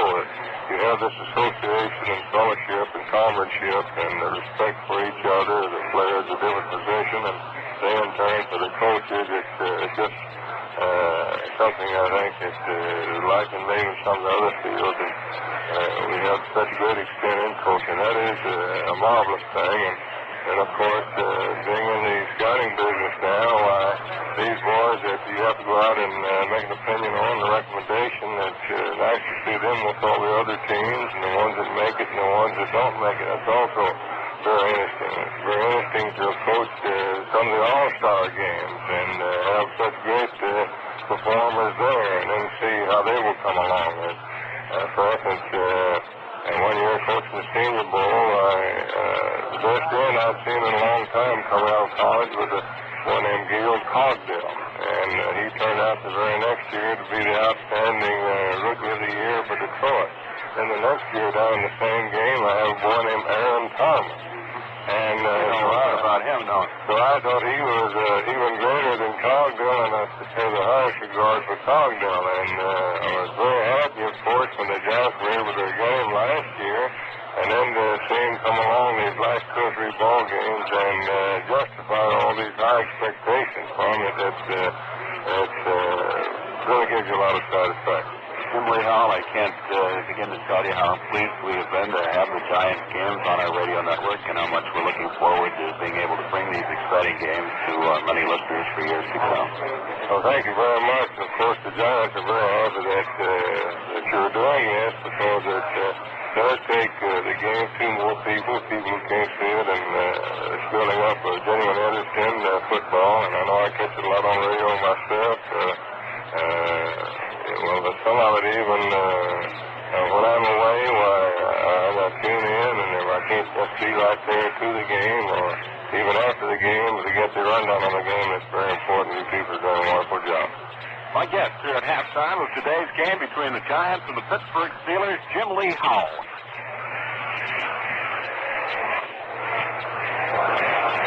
The Giants are on the near side, the Pittsburgh Steelers on the far side. A drill team completing its halftime entertainment and marching off the field out towards the open end of the stadium. Y.A. Tittle back on the bench, warming up. Throwing the ball to Joe Walton and to Hugh McElhenney. Y.A. goes back a couple of steps, sets and then he throws downfield. Y.A. wearing half basketball sneakers under the ankle, low-cut sneakers. They're black. Because we are accustomed to seeing Y.A. with those old-fashioned high-top football shoes. Well, now the New York Giants go out to receive this kickoff. They lost the toss at the start of the game, and now they have the option at the start of the second half, and they are receiving, as Joe Hassel told you. The lights are on, as they have been, and although the sky is still a bright blue, we can see the effects of the sun's rays on some of the buildings in the background near Yankee Stadium. The field is entirely in shadow. There is even lighting on the entire field. Wind is swirling down on the field, but not severely and not with any great consistency. Now Lou Michaels is seeing up the football at his own 40-yard line. Left-footed kicker, you know. Twin safeties for the Giants at the goal line are Killett and Dove. Joe Morrison at about the 10-yard line. Ready for the second half kickoff. Giants leading 16-3. And there's the boot. High and deep. This one is a good one. It hits the upright, the right upright, and it's an automatic touchback. So it's 1st and 10 for the Giants on their 20. Incidentally, the left upright, facing the upright from the playing field, blocked the point after attempt, the first point after by Don Chandler, and that's the reason why the Giants have 16 rather than 17 points. 16-3 the Giants lead. Now the Giants go to the line of scrimmage. We'll check that offensive unit for you and see whether or not Jack Stroud is in there. 1st and 10 on the 20-yard line. And the handoff goes to Phil King. King puts up the middle for 6 yards. A trap play up the middle for 6 yards. Phil King carrying. And we see where Lane Howell is playing right tackle in place of Jack Stroud. So the Giants offensively have Aaron Thomas at split end in place of Dale Schaffner. Schaffner is out here, though. And Joe Walton is the tight end. Brown and Howell are the tackles. Jess and Bolin the guards. Greg Lawson the center. The running backs, King and Morrison. The flanker back is Gifford. Y.A. Tittle, the quarterback. It's 2nd and 4 on the 26. Giants 4. Morrison takes it, finds the hole, goes upfield, picks up 6 yards, 7 yards. On 1st down for the Giants, up the middle. Joe Morrison carrying before he was stopped by Joe Cooper, the left tackle, and John Baker, the right end. 1st and 10 for the Giants. The ball is on the Giants' 32-yard line. 6-yard gain by Joe Morrison. Defensively, the Steelers have Lou Michaels and Joe Cooper on the left side. Frank Atkinson is the right tackle and John Baker the right end. That's the big four up front. Russell, Patios, and Schmitz are the linebackers. The handoff goes to Phil King up the line of scrimmage, and for a 2-yard gain, he goes up to the 34-yard line going off his own right guard. It'll be 2nd and 8 on the 34 of the New York Giants. Completing the Pittsburgh Steelers defense, the deep four are Glenn Glass, Dick Haley, Clinton Thomas, and Willie Daniel. So it's 2nd and 8 now for the Giants. The ball is on the 34-yard line of the Giants. The Giants are out in front 16-3. A minute and a half is gone in the second half. Kittle sends Thomas as a flanker out to the left side. Gibbett is a tight right end. Kittle, calling signals, ducks it under the center. Takes the snap back. Hands up to Phil King. King up the middle, goes for 1 yard up to the 35-yard line. It'll be 3rd and 7 on the 35. More action in the moment. The score, the Giants 16, the Steelers 3. Oh, I like it. I'll take it. Where do I sign? Just a moment, please, ma'am. I know it's a lovely home. It's got everything, and you'll be proud to own it. But to see if you can afford it and how to finance it, write for information on home financing to Home Financing, Federal Housing Administration, Washington, D.C. Don't you think that's a good idea, Wifey? It's your money. 7 for the Giants. On the Giants 35 is Kittle. Goes back to pass. Throws. Angling on the left side. And it's almost intercepted by Willie Daniel, but it's incomplete. Willie Daniel stepping in front of Aaron Thomas to go for the interception, but it fell between the two men. So it's 4th and 7 for the Giants on the Giants 35. Giants pick up 1 first down, and now they're forced to punt. Twin safeties are Dick Haley and Clinton Thomas, ready to receive the kick, both wearing white sneakers. And Don Chandler backs up to his own 21-yard line, waiting to snap to center. 4th and 7 on the Giants 35. Snap comes back to Chandler. He moves forward and boots the ball. A wobbly kick, fairly low, fairly shallow. Bounding down, hit by Greg Lawson. It bounded into Greg Lawson off the turf at the 34-yard line, and the Pittsburgh Steelers take over. 1st and 10 at the 34. Penalty marker may have been thrown down. Now let's see what the call is going to be here. Sam Huff, Bill King, still out on the field. Both out on the field, along with the rest of the Giant squad, offensively and defensively. And they're talking with the Pittsburgh Steelers' Mike Patios. And it may be against the Giants on that last one. Let's see what the call is going to be. Waiting for the signal from the official. A personal foul called against the Giants on the penalty refused. So it's 1st and 10 on the 34.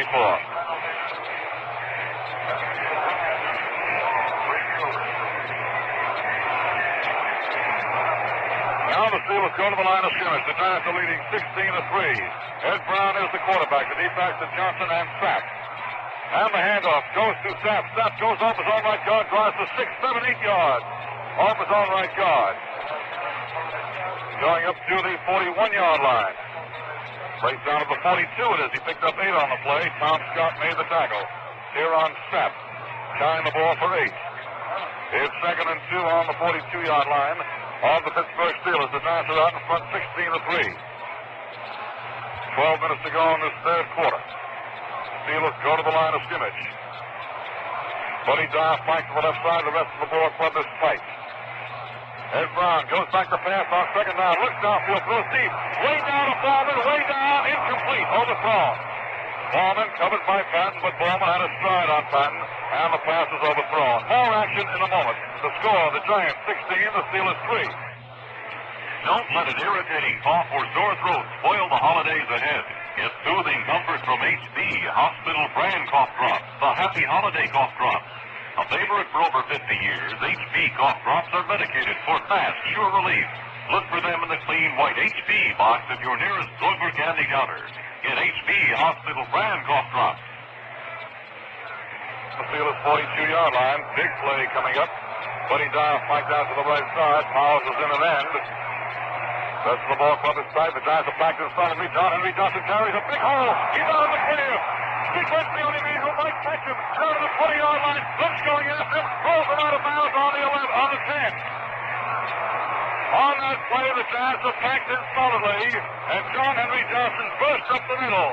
And Dick Lynch had to come over from the weak side to come across and pull him down at the 10. Aldi Regatas. Well, there it is, Marty. There's the danger of going into a real heavy defensive line. Once that fullback or halfback can get by the line of scrimmage, well, he's all the way to the safety. On the last play, Eric Barnes is playing very tight, as was Jimmy Patton. The only man remaining was Dick Lynch, and Dick had to come from the far side. Made a real good play. First and goal to go on the 10-yard line. The ball is resting solidly on the 10. Ed Brown calls signals. Hands up to Theron Sapp. Trying to signal his own left end. He's hit and knocked down for a gain of 2 yards. Dick Pessinen, a penalty marker. A penalty marker is thrown down. Trying to signal his own left end. Theron Sapp was hit by Pessinen. Penalty marker is down. A 15-yarder against the Steelers. Aldi Regatas. Marty, Dick Pessinen continues to do a real fine job. Now, when the Pittsburgh Steelers are putting on a running game where they're trying to go to the outside, to the side of a split end or to the flanker, it means that the right halfback or the left halfback will have to cover the split man on the pass. That means the safety, the inside safety man, has to put the force on it. Dick Pessinen is doing a real fine job forcing the run. Back on the 25-yard line, Ed Brown goes back to pass, makes short throws, hanging on the right side. It's incomplete. In and out of the hands of Buddy Dial. Eric Barnes, defending on the play, made a move and then stumbled and fell. And Dial reached up with one hand. The ball carried off his left hand and fell incomplete. So it'll be second and goal to go on the 25-yard line of the Giants. New York Giants, defensively, Cat Cabbage, Mongelefsky, Loversteer, and Robitelli. Hillebrand, Huff, and Scott, the linebackers, the deep four of Lynch, Patton, Pessinen, and Barnes. So it's second and 25 on the 25-yard line of the Giants. Buddy Dial flanked out to the right side. Gary Bowman split out to the left side. Ed Brown ducks in under the center, takes the snap back. A draw play to Johnson. Johnson running for 3-4 yards, and down he goes at the 21-yard line. It'll be third and goal on the 21-yard line. The draw play to John Henry Johnson with Jerry Hillebrand and Dick Mongelefsky making the tackle. Offensively, the Pittsburgh Steelers have Sapp and Johnson, the running backs. Buddy Dial, the flanker back. Ed Brown is the corner. Johnson running for 3-4 yards, and down he goes at the 21-yard line. It'll be third and goal on the 21-yard line. The draw play to John Henry Johnson with Jerry Hillebrand and Dick Mongelefsky making the tackle. Offensively, the Pittsburgh Steelers have Sapp and Johnson, the running backs. Buddy Dial, the flanker back. Ed Brown is the quarterback. The ends are Press Carpenter, the tight end. Gary Bowman, the split end. Tackles Dan James and Charlie Bradshaw. The guards Sandusky and Lennox. The center Buzz Nutter. Third and 21 on the 21-yard line. Big play.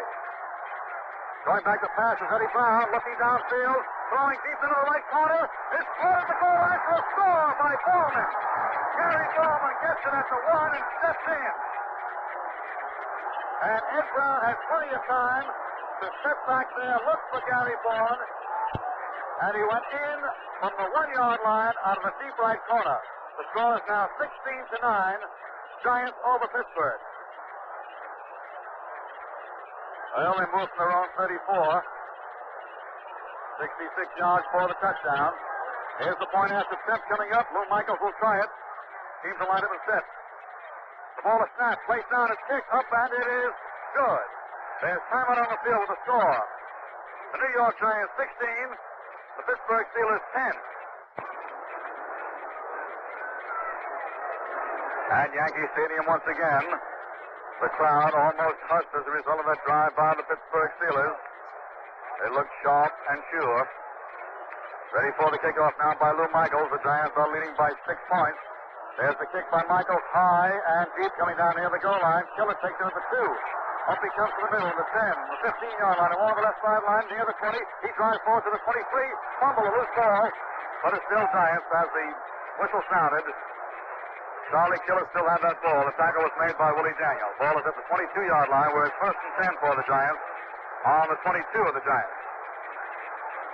Aaron Thomas in an end. Dale Schaffner is not out there. He's on the bench. Now the Giants break the huddle, go to the line of scrimmage.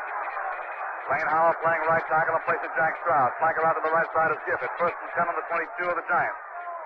Tittle takes it, goes back to pass, takes a short one, throws a screen out to the left, incomplete.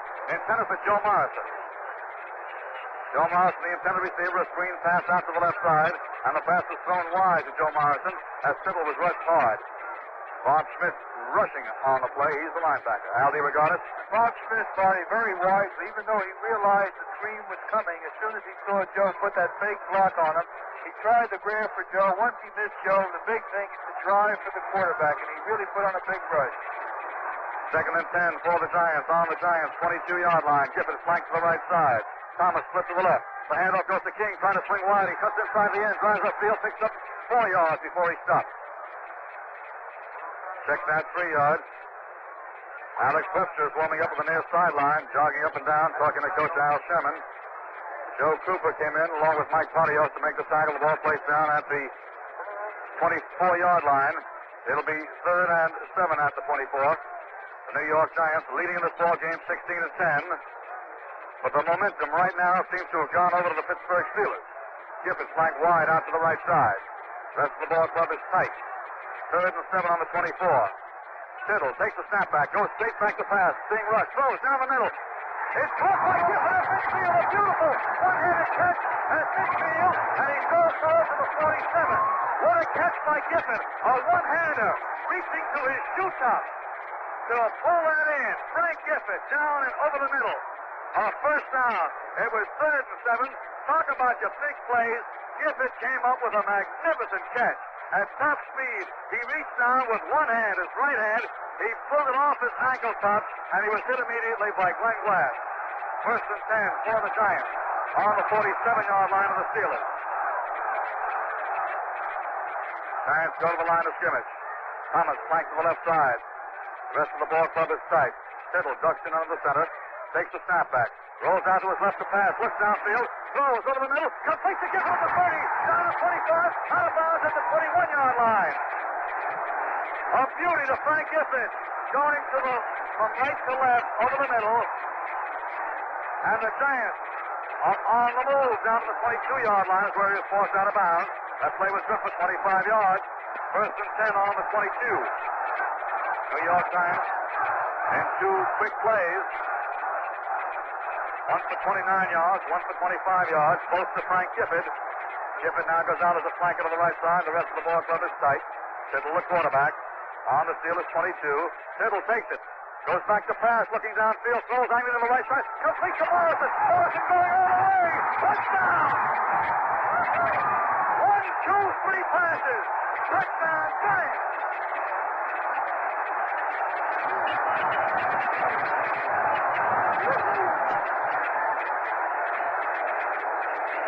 27 yards, 25 yards, 22 yards. Gifford again, and then Morrison. And the Giants go out in front now 22-10. They move 78 yards in 6 plays. Here's the point after attempt. Teams are lined up. Ball to snap, placed down and kicked. It is good. There's timeout on the field with a score. The New York Giants 23, the Pittsburgh Steelers 10. In the crowd, a hubbub as the Giants are out in front 23-10. 8 minutes and 49 seconds remain in this 3rd quarter. Don Chandler has teed up the ball, jumps back to his own 32-yard line, ready to boot it. Twin safeties back there are Thomas and Bowman. Here's the kick. High, way up in the air, not too deep. Coming down to the 10-yard line, taken by Quentin Thomas. He runs to his left, along the 15-yard line. Missed by one man, running along the far side. A beautiful tackle to the 25-yard line. Charlie Killer with a beautiful tackle, right around the ankle. And down went Quentin Thomas. Good run back on the play. Ball is at the 26-yard line, where it's 1st and 10 for the Giants. For the Steelers, rather. On the Steelers, 26-yard line. The Giants are out in front 23-10. Steelers go to the line of scrimmage. Buddy Dial flanked wide out to the right side. Gary Foreman split out to the left. The running back to Stapp and Johnson. Ed Brown, the quarterback, takes the snap back. Gives off to John Henry. Henry trying to pickle his own left end. Moves upfield for a couple of yards, and down he goes. Hit high and hard. Dick Lynch coming in, a flush of high and hard on his shoulder. Up to the 30-yard line. He picks up 4 yards on the play. It's 2nd and 6 at the 30. Al DeRogatis. Marty, once again, perfectly executing executed defensive maneuver. Tom Scott closing to the inside of Andy Robicelli. Andy taking it to the outside, getting a hand on John Henry, and then Dick Lynch coming up from that corner spot and finishing him off. Perfect positioning. 2nd and 6 on the 30-yard line. Brown calling the signals, takes the snap back. Hands off the snap, running off right tackle, picks up 4 or 5 yards, and down he goes 4 yards on the play. Up to the 34-yard line. And he's pulled down by Tom Scott and by Jim Patton. Running off his own right tackle. That's running attack by the Steelers. Grinding out the yardage. He picked up 4. It's 3rd and 2. The ball is on the 34-yard line. Here's another big play coming up. 3rd and 2 on the 34 of the Pittsburgh Steelers. The New York Giants are out in front, 23-10. 7:20 to go in this 3rd quarter. Bowman at the right side now. Dial flank to the left side. Eddie Brown looking over the defense. Now he's under the center. Takes the snap back. Goes back to pass on 3rd down. Throws deep down the middle. It's almost intercepted by Eric Barnes. In and out of the hands of Barnes. More action in a moment. This is the score. The New York Giants 23. The Pittsburgh Steelers 10. This is Jack Benny. I'd like to ask you to remember that holiday time means Christmas seal time. Christmas seals on all our holiday mail to fight tuberculosis. Make sure there are Christmas seals on every card, on every package, to help protect everyone from TB. It's 4th and 2 now for Pittsburgh on their 34. Ed Brown is back in punt formation on his own 20-yard line. Twin safeties for the Giants. Brown moves forward.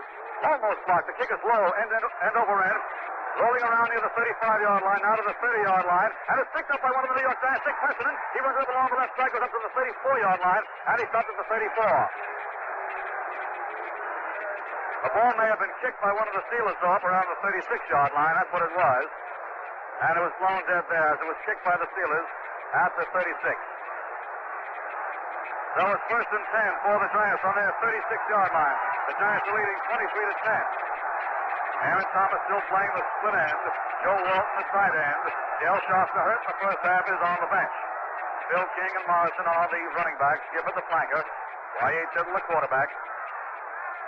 Tittle at the line of scrimmage, calling out to both sides. Now he ducks in under the center. He takes the snap back, gives up to King. King opens on right guard, drives forward for 4 or 5 yards. Up to the 39-yard line. And that's where he stopped, at the 39. Phil King carrying. Al DeRogatis. Occasionally, the Pittsburgh Steelers defensive unit will play an overshift to the Giant weak side. In other words, they're putting their strength to the Giant weak side, figuring the Giants are going to come with a weak side running game. Very wisely on that particular play, Wyatt Tittle hit to the strong side. Gifford goes out to the flank on the right side. It's 2nd and 7 on the 39. Tittle takes it, goes straight back to pass, looks downfield, throws deep, a penalty marker on the play, and it's caught by Aaron Thomas, and he's pulled down at the 31. Pulled down at the 31-yard line. The Giants may be arguing grabbing a face mask.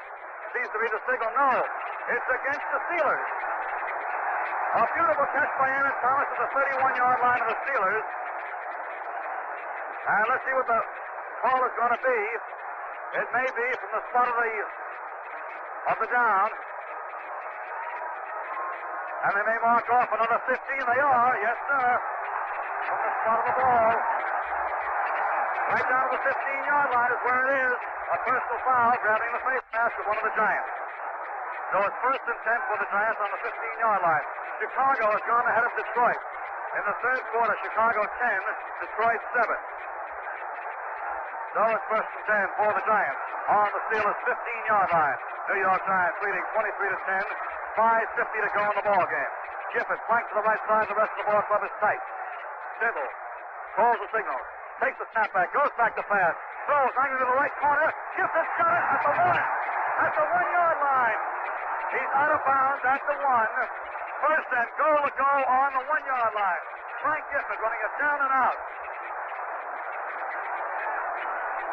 So it's 1st and goal to go on the 1-yard line. Some goal line defenders coming in for the Pittsburgh Steelers. Ernie Stotner is in there for greater weight and strength, as well as Frank Atkinson and Luke Corleone. Well, it's 1st and goal to go on the 1-yard line. The Giants are out in front, 23-10. The Pittsburgh Steelers real tight in there. Wyatt hands up to Morrison, who dives in. Touchdown! The Giants go ahead 29-10. Wyatt Tindall goes running off the field. Sprinting off. Again with that right-hand motion as if to say, attaboy, attaboy. The Giants have gone 64 yards, 78 yards in quick rush. And they lead now 29-10. Here's the point after attempt. Seems the line of the set. Ball a snap, placed down and kicked us up, and it is good. There's timeout on the field with a score. The New York Giants 30. The Pittsburgh Steelers 10. Caused the death of about 150,000 Americans each year. Deaths from respiratory diseases are going up faster than any other type of disease. They're up 30% in just the last 5 years. Now, there's something you and I can do about this. Use all the Christmas seals you can this holiday season. When you use Christmas seals, your dollars now fight not only TB, but the common cold and other respiratory diseases. Christmas seals help to protect you and your loved ones. Won't you please answer your Christmas seal letter today? At Yankee Stadium, with 5 minutes and 50 seconds remaining in the third quarter, the Giants are out in front 30-10. John Chandler ready to kick off. Twin safeties of Thomas and Bowman back at the goal line. There's the booth. A short kick, end over end, coming down near the 15, and it's taken by Clement Thomas along the left side. He angles back to his right, flips and falls at the 30-yard line. He has been down there by Bob Taylor, a rookie. Al DeRogatis. Well, Marty, here's a situation where when you're in a crucial game like this, naturally, you'd love to be in this position. But it puts Pittsburgh in a position where they have to come out of the shell. They can no longer go with ball control. They've got to put the football up. And when you start putting the football up, well, then the ball game can break wide open against you. Well, it's 1st and 10 for the Steelers on the 30. Buddy Dial flanked to the right side. The rest of the ball club is tight. Going back. A handoff now to Gary Bowman on an end-around play. He's got 5 yards running along his own right side and drives up for 8 yards on the play before he stops. At the 38-yard line near the 40, to see where that ball is placed inbounds. Gary Bowman plays a tight left end. On occasion, Buddy Dow is flanked to the right side, and he comes around on an end-around. He picked up 9 yards on the play. It'll be 2nd and 1 on the 39. Katkavich made the tackle. Yes, Al? And Jim Katkavich, Marty, made a really great play. Mike Sandusky, 62, and Charlie Bradshaw both leading the play. We're both trying to block on Cat, and he forced them both to the outside, waiting for a man to come over. Ed Brown has the ball himself, goes up the middle for about the first down. He fumbled the ball momentarily, and then he moved up the middle himself to pick up the first down. The ball is now at the 42-yard line of the Steelers. 1st and 10 for Pittsburgh on the 42. 4.5 minutes to go in this third quarter. Dick Modulewski and John Levitier made the tackle. Chicago has gone further ahead of Detroit. Chicago 17, Detroit 7 in the third quarter. Flankers are now left and right. Ed Brown takes it, goes back to pass. A quick pitch out to the right side, completes the dial, and he's knocked out of bounds at midfield. A sideline pattern, down and out to the right side. Knocked out of bounds at the midfield line by Eric Barnes. Play is good for 8 yards. It's 2nd and 2 at the 50-yard line. New York Giants leading by a score of 30-10 as the Pittsburgh Steelers continue to grind out the yardage. These short passes and the running plays effective for Pittsburgh. Gary Bowman now is a tight right end. Buddy Dial flanked down to the left side. Press Carpenter to the other end. And the handoff goes to Staff trying to circle his own left end. He makes the turn upfield, picks up 5, 7 yards, and down he goes. After picking up 7. Sam Huff, Jim Patton, and Dick Pessenden combine to stop him. And again, the Pittsburgh Steelers continue this drive. It's 1st and 10 for the Pittsburgh Steelers on the New York Giants 43-yard line. Pittsburgh Steelers break the huddle in their white uniforms with black and gold trim. They go to the line of scrimmage, driving in towards the closed end of Yankee Stadium. Flankers are right and left. Going back to pass is Eddie Brown, looking downfield, throws down the middle. It's complete to Bowman at the 28-yard line. He drives forward to the 25 before he stops at the 25-yard line. Jim Patton in on the play, along with Dick Lynch. Another first down, an 18-yard advance. 1st and 10 for the Pittsburgh Steelers on the Giants' 25-yard line. Al DeRogatis. Gary Bowman, Marty, is doing a really fine job. Now, this boy's got great speed. You have to cover him, giving him a little bit of room. Now, he may be trying to set up a fly pattern, figuring that the Giants may try to cover tight. Ed Brown, the quarterback, calls the signal. Hands off to Staff. Staff trying to circle his own end. It's stopped at the line of scrimmage. No gain. Pretty play by Jerry Hillebrand coming in along with John Levitier. 3 minutes to go in this third quarter. The Giants out in front 30-10. It's 2nd and 10 on the 25-yard line of the Giants. Al DeRogatis. Marty, once again, though, Jerry Hillebrand made the tackle. Dick Pessinen made the play. Dick came up from that safety position. Reading run to the outside. Mike Sandusky, 62, leading the play, was the guy that Dick Pessinen picked off, enabling Hillebrand to fill from the inside. Flanker out to the right side is Dial. The rest of the ball club is tight. 2nd and 10 on the 25. Going back to pass is Eddie Brown. Looking downfield, throws deep. Near the goal line. And it's intercepted by Eric Barnes. Eric Barnes decides to stay in there. He stays there. He started to come out, looked around, and Gary Bowman, the intended receiver, was close to him. And so Eric Barnes decided to stay put in the end zone and not run it out as he did in the first half. And the Giants have the ball as a result of the touchback. 1st and 10 on their 20. And as Al DeRogatis pointed out, with the Steelers trailing, the Steelers must take these chances, put that ball up in the air, and when it's up in the air, it's also up for grabs. 1st and 10 for the Giants on the Giants' 20-yard line. The Giants leading 30-10. A tight D with one exception. Aaron Thomas flanks to the left side. The running backs are King and Morrison. Y.A. Tittle calls the play. Hands up to Phil King. He's busting off his own left guard. Goes for 4 yards. Up to the 24-yard line. Al DeRogatis. Y.A. Tittle, Marty, came with an automatic. Again, number 43, Glenn Glass, playing the left corner halfback, moved up to the line of scrimmage in what becomes a 4-4 defensive situation. Number 36, the left linebacker, Russell, for the Pittsburgh Steelers, moved up the middle as if the Red Dog. Y.A. called the automatic, but called it away from the strength of the Steelers. 2nd and 6 on the 24. Kiffin flanked to the right side. The rest of the team is tight. Y.A. calls signals. Takes the snap back. Hands up to Phil King. King busts up the middle for 3 yards. To the 27-yard line. More action in the moment. The score, the Giants 30, Pittsburgh 10. Don't let an irritating cough or sore throat spoil the holidays ahead. Get soothing comfort from HP Hospital brand cough drops, the Happy Holiday cough drops. A favorite for over 50 years, HP cough drops are medicated for fast, sure relief. Look for them in the clean white HB box at your nearest drug or candy counter. Get HB Hospital brand cough drops. 1 minute and 15 seconds to go in this third quarter. 3rd and 3 on the 27. Tittle thrown for a loss as he goes back to pass. He raised up, saw he could spot no receiver, and he was thrown down for a loss. Joe Cooper. There's a man in knocked for a loss, and now Cooper helps him to his feet along with Lane Howell. He's back on the 18-yard line. A 9-yard loss on the play. So it's 4th and 12 on the 18. A minute and 10 seconds remain in this third period. And John Chandler comes in a punt now. Twin safeties back there for the Pittsburgh Steelers. Thomas and Haley. Chandler gets the snap from center, kicked it. A good wobbly spiral. Fair catch called at the 46-yard line by Clinton Thomas, the 46th of the Pittsburgh Steelers. So Pittsburgh takes over. 1st and 10 on their 46. The Giants are out in front 30-10. 50 seconds remaining in this third period. Yes, Al? The Pittsburgh Steelers have had their greatest passing success, it appears, on the first down situation. The Giants are placing for the run, but here Ed's come with the pass. Gary Bowman again, very tough to cover deep, and he's also got a real good, quick inside move. 1st and 10 on the 46 as Brown goes back to pass. Throws a quick sideline pass to the left hand. A pretty catch by Buddy Dial. He fumbles the ball. It's loose and goes out of bounds to the far side.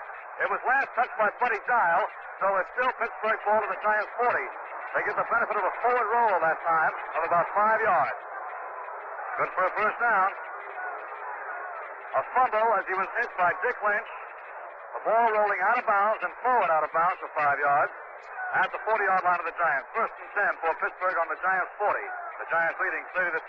35 seconds to go in this third quarter. Brown going back to pass. Looking downfield. Throws deep down to the left side to Dial. He's got it at the 5 for a touchdown. He outraced Dick Lynch. A touchdown, a beauty of 40 yards with Buddy Dial running deep down the left sideline, getting it on the 4-yard line. A stride in front of Dick Lynch for the touchdown. That makes it 30-16. Al DeRogatis. Ed Brown obviously was testing on the play preceding the TD. He came with that quick pitch to the outside, again to Buddy Dial, seeing how close Dick Lynch was covering. They figured Dick was very close. They could beat him on the fly, and they did.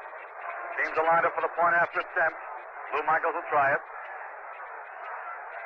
Signal's being called. The ball is snap, placed down and booted. It's up, and it is good. There's time out on the field with the score. The New York Giants 30, the Pittsburgh Steelers 17. The kickoff high and deep goes through the end zone.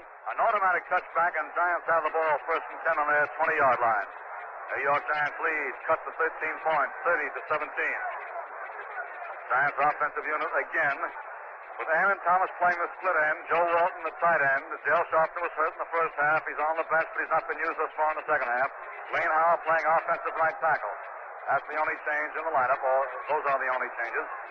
Y.A. Tittle takes the snap back, hands up to Phil King, trying to circle the end, moves upfield and up to the line of scrimmage, and that's all. Pulled down from behind, and a good tackle on the play by Bob Schmidt. Luke Corleone also in on the tackle. It's second and 10 for the Giants. The ball is on the Giants' 20-yard line.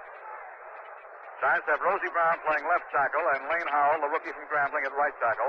Darrell Dess and Bookie Bolin, the guards. Greg Lawson, the center, as the gun sounds, ending the third quarter. That's the end of the third quarter with the score of the Giants 30, the Pittsburgh Steelers 17. Fourth quarter of the ball game now. The Giants out in left center field at Yankee Stadium, heading in towards the closed end of the stadium. They're out in front of the Pittsburgh Steelers 30-17. It's second and 10 for the Giants on the Giants' 20-yard line. Play has not yet resumed. In the fourth quarter at Chicago. Chicago leads Detroit 17-7. These final 15 minutes of play will determine the Eastern Division champion, just as the final 15 minutes at Chicago this afternoon determine the Western Division champion. They meet for the title 2 weeks from today in the home of the Western champion, December 29th. Giants were leading by as many as 20 points, and 16-3 at halftime, 30-10 before that last Pittsburgh touchdown. And now the Giants huddle up. Y.A. Tittle calling the play in that huddle. It's second and 10 on the 20-yard line. Now they go to the line of scrimmage. Gifford flanks out to the right side. Aaron Thomas put out to the left side. Tittle looking over that defense. Ducks in under the center. He takes a snap back, goes back to pass on second. Throws a screen out to the left side, complete to Morrison. He has a blocker, moves downfield. Up he goes, up to the 28-yard line, and down he goes finally at the 28. A screen pass out to the left side to the 28-yard line, so it'll be third and 2 on the 28. Mike Pontius and Bob Schmidt combine to stop him. Joe Morrison taking that screen, picking up a block from Greg Lawson and from Darrell Dess. Third and 2, big play on the 28-yard line of the Giants. Giants are out in front, 30-17. 14 minutes and 25 seconds to go in the football game. Giants break the huddle. They go to the line of scrimmage. Gifford flanked to the right side. Thomas split left. The running backs are King and Morrison. Tittle looking over the defense. Ducks in under the center. He takes the snap back. Hands up to King, running up his own right tackle. He drives upfield. He's short of the first down by a yard. Up to the 29-yard line. So it'll be 4th and 1 on the 29. And the Giants will force the punt. Don Chandler goes jogging out on the field. Y.A. Tittle comes striding off to the near sideline. Twin safeties for the Pittsburgh Steelers. Thomas and Haley. Clendon Thomas and Dick Haley. Pair of 5- and 6-year veterans. Don Chandler back on his own 15-yard line. Ready for the snap from center. The Giants are out in front, 30-17. He gets the snap from center to Chandler, and he boosts that ball. It's a good one. A high twisting spiral taken at the 26-yard line by Haley. Haley runs to his right, and he's pulled down by Greg Lawson. A beautiful tackle. Lawson coming in at full steam, pulls it down to the 22-yard line. Haley was bellying back to his right, but Greg Lawson cut it down at the 22. First and 10 for the Steelers on their 22-yard line. The Giants leading 30-17. 13 minutes and 20 seconds to go in this football game. As the Steelers break their huddle, go to the line of scrimmage. Buddy Dial flank wide out to the left side. Lynch covering him out here. Ed Brown takes it, hands up to Sapp. Sapp goes off left guard, drives up for 3 yards up to the 25-yard line where he's stopped by Dick Mondzelewski. It'll be 3rd and 7 on the 25-yard line of the Pittsburgh Steelers. The Giants out in front, 30-17. 13 minutes to go in the football game. 13 minutes to go, and the Giants lead by 13 points. Andy Robustelli calling a defensive signal, clapping his hands together, exhorting his own defensive ball club. 3rd and 7 on the 25. Dial flanked out to the right side now. The rest of the ball club is tight. Brown calls signals, takes it, gives off the snap, trying to swing wide around his own right end, and he's pulled down. No gain. Jerry Hillebrand. Jerry Hillebrand in on tackle beautifully. So it's 3rd and 7 on the 25-yard line. Al DeRogatis. Marty, once again, I've got to point out the job that Dick Messon is doing. This boy is really moving up there from that safety position on so many of the runs. The Steelers are playing a wide split with their flanker and their end. That means the halfback will have a difficult job of making the force on the run. So this is up to the safety, and Dick Messon is doing a fine job. 3rd and 7 on the 25. Brown going back to pass, looking downfield. Throws, angling to the left side. Overthrown, too high, intended for Gary Ballman. So it's 4th and 7 on the 25. More action in the moment. The score, the Giants 30, the Steelers 17.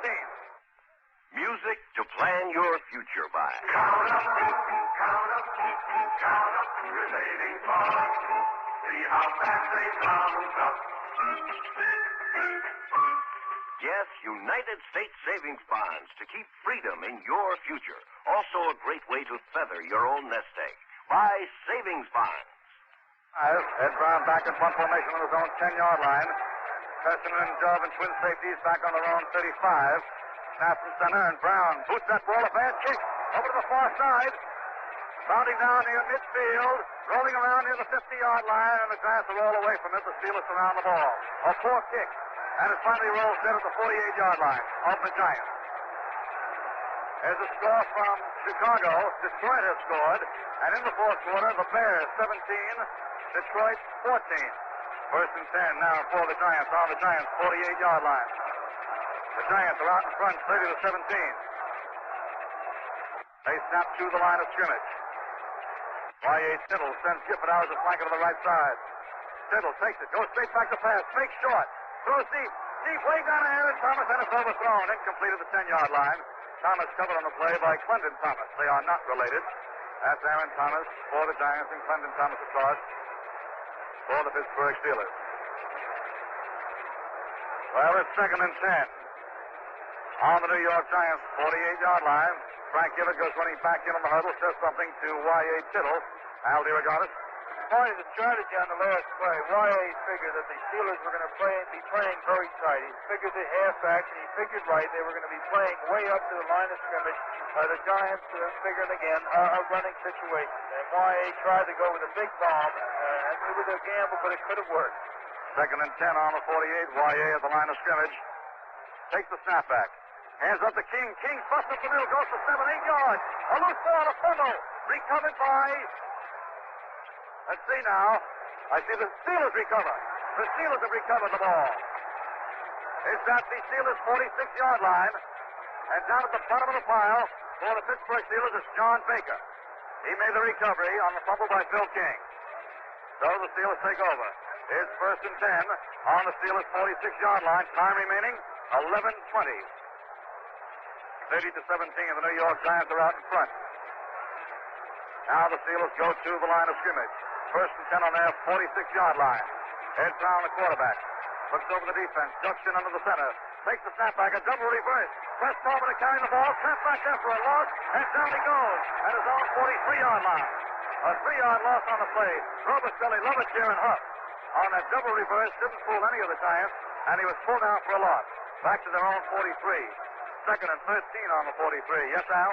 The onside tackle, Marty, the tackle to Andy Robicelli's side, gave the play away because as soon as the man went in reverse away from Robicelli, the blocker tried to put a block on Andy to the inside. Andy played the pressure to the outside. Flankers right and left as Ed Brown goes back to pass, 2nd and long yardage, throws down the middle, and is caught by Gary Foreman at the 45 of the Giants. A pretty catch. He's held upright by the Giants. The ball is played down to the 44 of the Giants. Mighty close to a first down. And it is the first down. 1st and 10 for the Steelers on the Giants' 44-yard line. And Ed Brown, that time Ed Brown threw a bullet right over the middle. Right into the breadbasket of Gary Foreman in the end. Now Dial flanks wide to the right side. Foreman a split to the left side. 1st and 10 on the 44. Brown, the quarterback, takes it. Hands up to John Henry Johnson. He spins down the line and goes for 3 yards. Down to the 41-yard line of the Giants.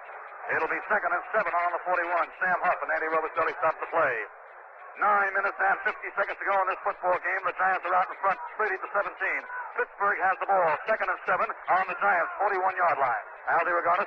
Ed Brown, Marty, likes to beginning to develop a pattern here. He likes to come with a quick pass to either Dial or to Bowman, and then after that he goes on a fly. We might wait for a fly pass to Gary Bowman. Going back to pass is Eddie Brown, looking downfield. He's being rushed. He throws into the right side, and it's incomplete. Coming in hard, Jim Kent, Cabbage, and John Lovatia rushing Ed Brown, and Brown threw over the sideline on the right side. Incomplete. Intended for John Henry Johnson. So it's 3rd and 7 for the Pittsburgh Steelers on the Giants' 41-yard line. And the clock is stopped with 9 minutes and 29 seconds to go in this football game. The Giants are out in front, 30-17. At Chicago, the Bears lead Detroit in the fourth quarter, 17-14. How more exciting come the National Football League championship yet? Eastern Division title and the Western Division title at stake today. Up to the line of scrimmage now come the Pittsburgh Steelers. Down flank wide to the right side.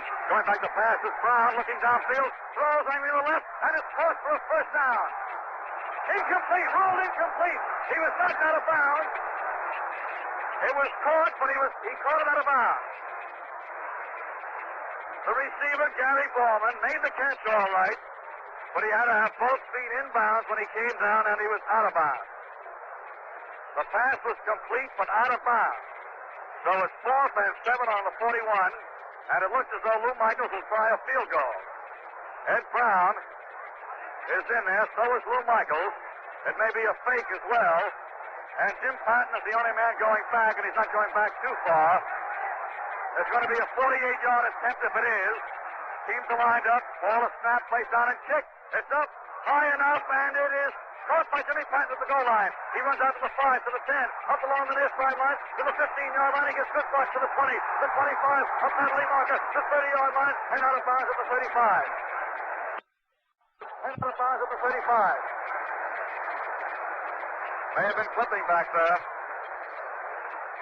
Let's see what the call is going to be. The kick was short, and the ball is going to be brought back because of a clipping infraction against the Giants. A beautiful run back by Jim Patton, but it's nullified by a clip. It'll be half the distance to the goal line, I believe, 15 yards from the spot of the foul. That should be, and it's placed down at the 8-yard line. So the Giants have the ball, 1st and 10 on their own 8-yard line. 9 minutes and 14 seconds to go in the game. The Giants lead 30-17. Big plays coming up. Y.A. Tittle at the line of scrimmage. Takes the snap back, gives up to Morrison, trying to swing wide. He makes the turn, cuts upfield, picks up 4 or 5 yards before he's down. A pretty run by Joe Morrison, battling upfield. Brendan Thomas made the tackle. Ball placed down at the 16-yard line. Picked up 8 yards on the play. Hugh McElhenney comes into the lineup now, replacing Phil King. For the first time, the offensive unit has changed in the backfield. It's 2nd and 2 on the 16-yard line. Y.A. Tittle calls the signal. Takes the snap back. Gives to Morrison again. He cuts off his own left guard. Out of the clear for the first down. And down he goes at the 25. Big plays for the Giants. 1st and 10 for New York on the Giants' 25-yard line. Aldi Reganis. Marty, as you called it, Joe is making some really big plays, and Joe Morrison up front, there is no distinctive hold. The Steelers are doing a real good job, but Joe Morrison very wisely keeping his balance and picking his hold, and on the last 2 successive plays has picked the right one. Gifford flank wide out to the right side. 1st and 10 on the Giants' 25. The Giants leading 30-17. 8:05 to go in the game. 8:05. Tittle goes back to pass, looks downfield, throws on to the right side, complete to Gifford at the 40-yard line. Out of bounds he goes. Gifford actually fell down, going downfield. He slipped as he made his cut. He picked himself up, and now he makes the catch at the 40, and he's knocked out of bounds there. Frank Gifford playing a magnificent football game today. 1st and 10 for the Giants on the Giants' 40-yard line. This series began back on the Giants' 8. Now they're up to their own 40. 7 minutes and 59 seconds remain in this football game. Giants leading 30-17. McElhenney and Morrison on the deep back. Thomas flanked very wide out to the left side. The rest of the ball club is tight. The handoff goes to Morris up the middle. He breaks in the clear. Up to midfield, down to the 45, down to the 41. Another first down. More action on the mullet. The score, the Giants 30, the Steelers 17. Need Christmas gifts for men? White Owl cigars are always a hit. White Owls are beautifully gift wrapped in a wide range of prices, $1.68 to $4.75, and easy to find at your local drug, food, and tobacco stores. Give White Owl, and you'll make his Christmas a merry one. 7.5 minutes to go in this football game. Thomas flanked wide out to the left side. First and 10 on the Steelers 41. Handoff goes to Hugh McElhenney. McElhenney up the middle. No gain on the play. He's held up right by two of the Pittsburgh Steelers. So it'll be second and 10 on the 41-yard line as the clock continues to run. 7 minutes and 10 seconds remain in the game. Joe Cooper and Mike Parios with a pair who held Hugh McElhenney upright. Offensively, McElhenney and Morrison the running backs. Frank Gibbons the flanker back. And what a game he has played today. Y.A. Tittle the quarterback. The ends are Thomas and Walt. The tackles are Lane Howell and Rosie Brown. The guards, Jetson Bolden. The center is Greg Lawson. Second and 10 on the 41-yard line. Gibbons split out to the right side. Flank to the right side now. Rest of the ball club is tight. Tittle goes back to pass. Looks downfield. Throws hanging to the right. Complete to Gifford at the 31-yard line. A first down. Another first down for the Giants.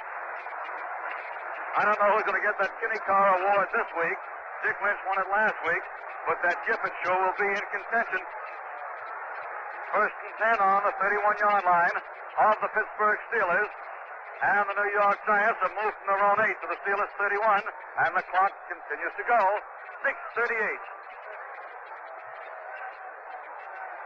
Up to the line of scrimmage come the New York Giants, driving in towards the closed end of Yankee Stadium.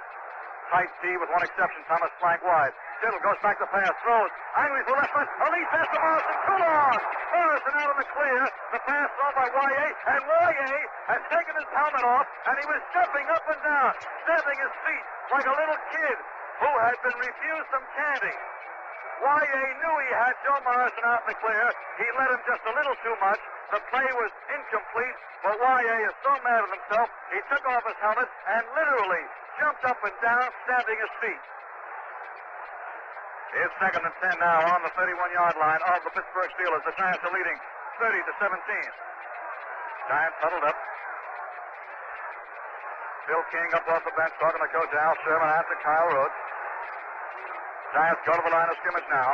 Gifford flank right, Thomas split left. Second and 10 on the 31. Tittle calling out of the line of scrimmage, maybe an automatic. Takes the snap back. A draw play to Joe Morrison. He runs off his own left guard, drives downfield, is down to the 23-yard line. Picks up 8 yards. It'll be third and 2 on the 23. We pause for station identification. This is the Giants Football Network. Your dial is set at 810, the smoothest sound around. WGY Schenectady.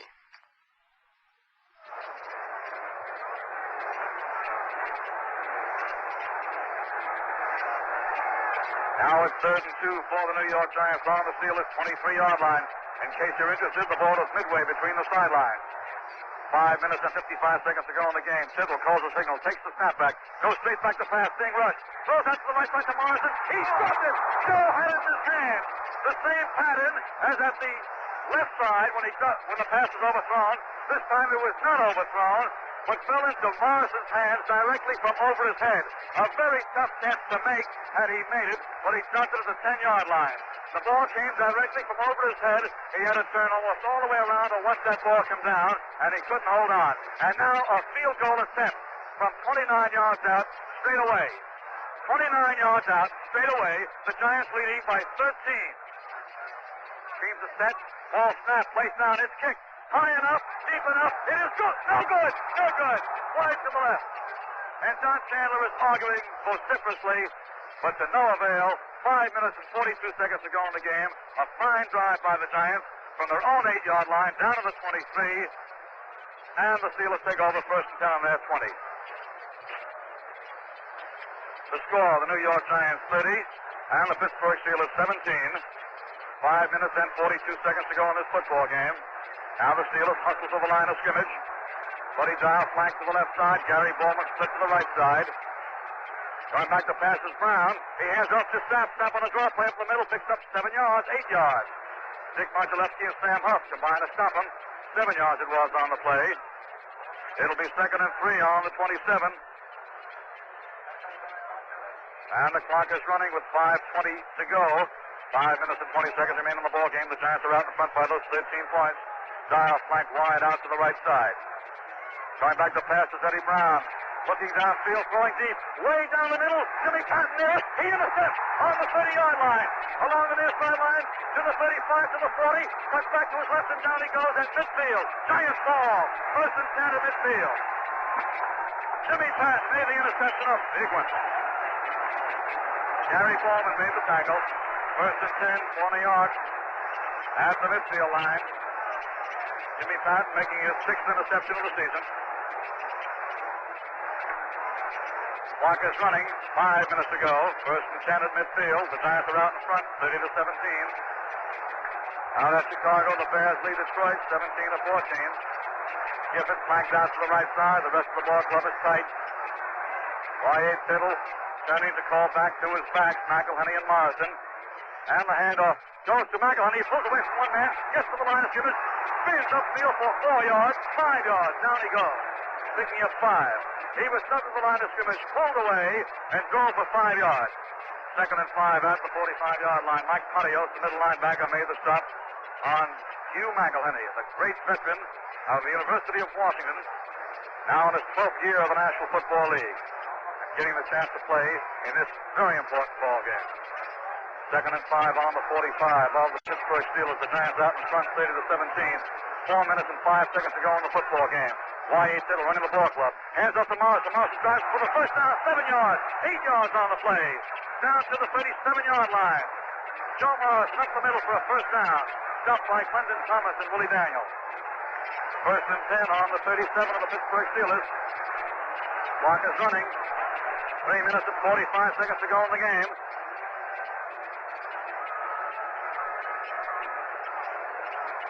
Up to the line of scrimmage come the Giants now. 1st and 10 on the Steelers 37. Y.A. Tittle looking over the defense. Gifford is flank right. Takes a snap back. Hands up to Morrison. Morrison drives to the middle. Goes inside the 35 to the 34. Picks up 3 on the play. Joe Krupa makes the tackle. It'll be 2nd and 7 on the 34-yard line.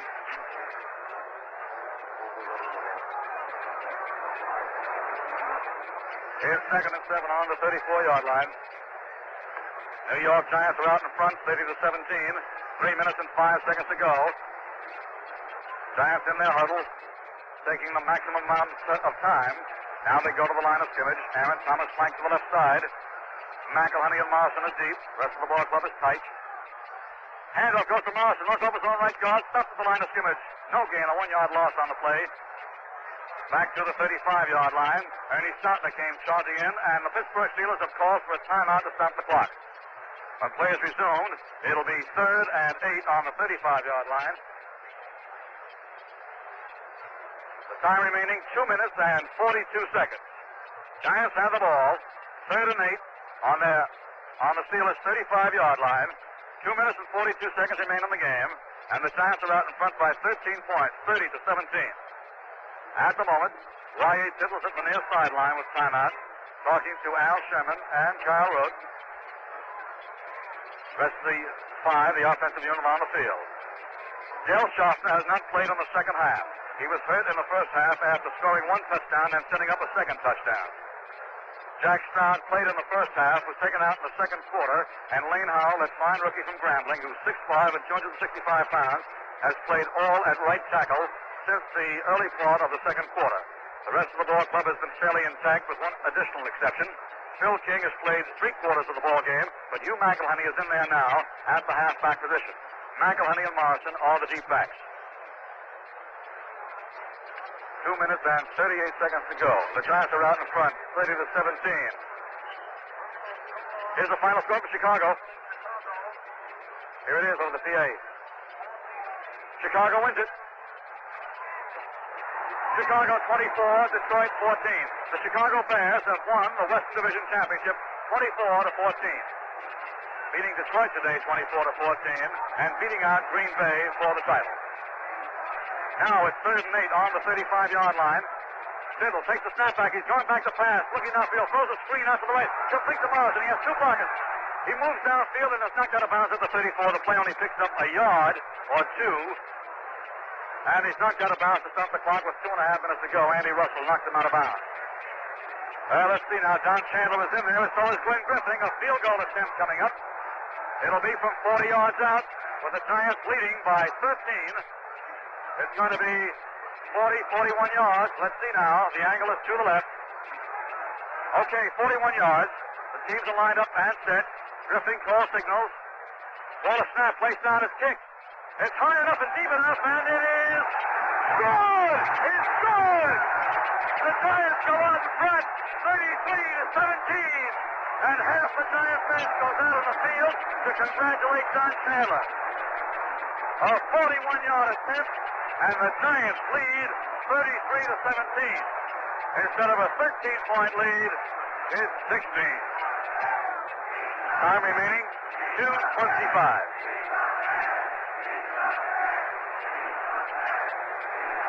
Don Chandler went into this ball game tied for the individual scoring lead, and he may move ahead as a result of the points he scored today. But right now, the Giants are out in front, 33-17. Clinton Thomas and Gary Bowman ready to receive the kickoff. Here's the boot now by Chandler, high and deep, coming down right to the goal line between the uprights, taken by Thomas.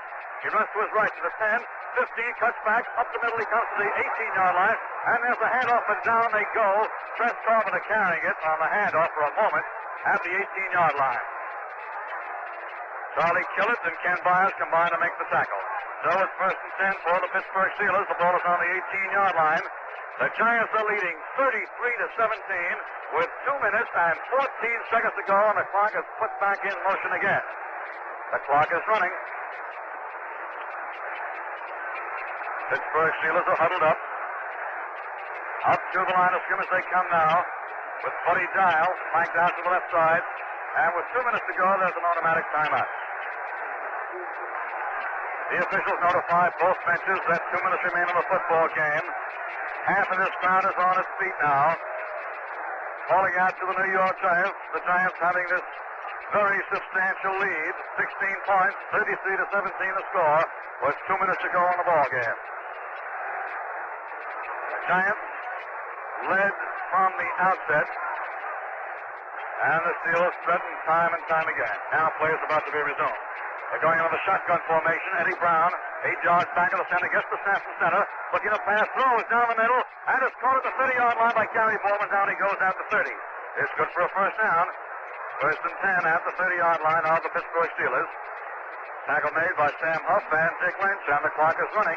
1 minute and 40 seconds to go on this football game. Steelers snap out of the huddle, and they stay on that shotgun offense. Both ends split, flankers, left and right. John Henry Johnson, only man blocking back there for Brown now. Brown throwing deep, way down the left side. Dick Lynch defending, and he knocks it away. Dick Lynch knocked it away on the pass intended for Buddy Dial. So it's going to be second and 10 on the 30-yard line of the Pittsburgh Steelers, and the clock is stopped with 1 minute and 24 seconds to go in the game. The Giants 33, the Pittsburgh Steelers 17. Steelers go running back into their huddle. Algie Regalis and Joe Hassel have made their way down into the Giant locker room. Now Buddy Dow comes again as a flanker to the left side. Red Mack is in the lineup now. He's split out to the right side. Again, the shotgun offense. 9 yards back of the center now. Snap comes back to Eddie Brown. He throws angry to the left side, and it's complete to Carpenter, who runs out of bounds. He could have picked up additional yardage. No one was near him at the moment. He runs out of bounds at the 43-yard line of the Steelers to stop the clock at 1:20. So it's first and 10 for Pittsburgh. On the Pittsburgh Steelers 43-yard line. The New York Giants leading 33-17. The clock is stopped with 1 minute and 20 seconds to go. That's 80 between the Giants and their third consecutive Eastern Division championship. 80 playing seconds. Red Mack flanked to the right side along with Gary Bowman. Split out to the left side, Buddy Dial, shotgun offense. Going back to pass again is Brown, being rushed now. Throws way down the right side. And it's deflected and knocked down by Eric Barr. The intended receiver, Red Mack.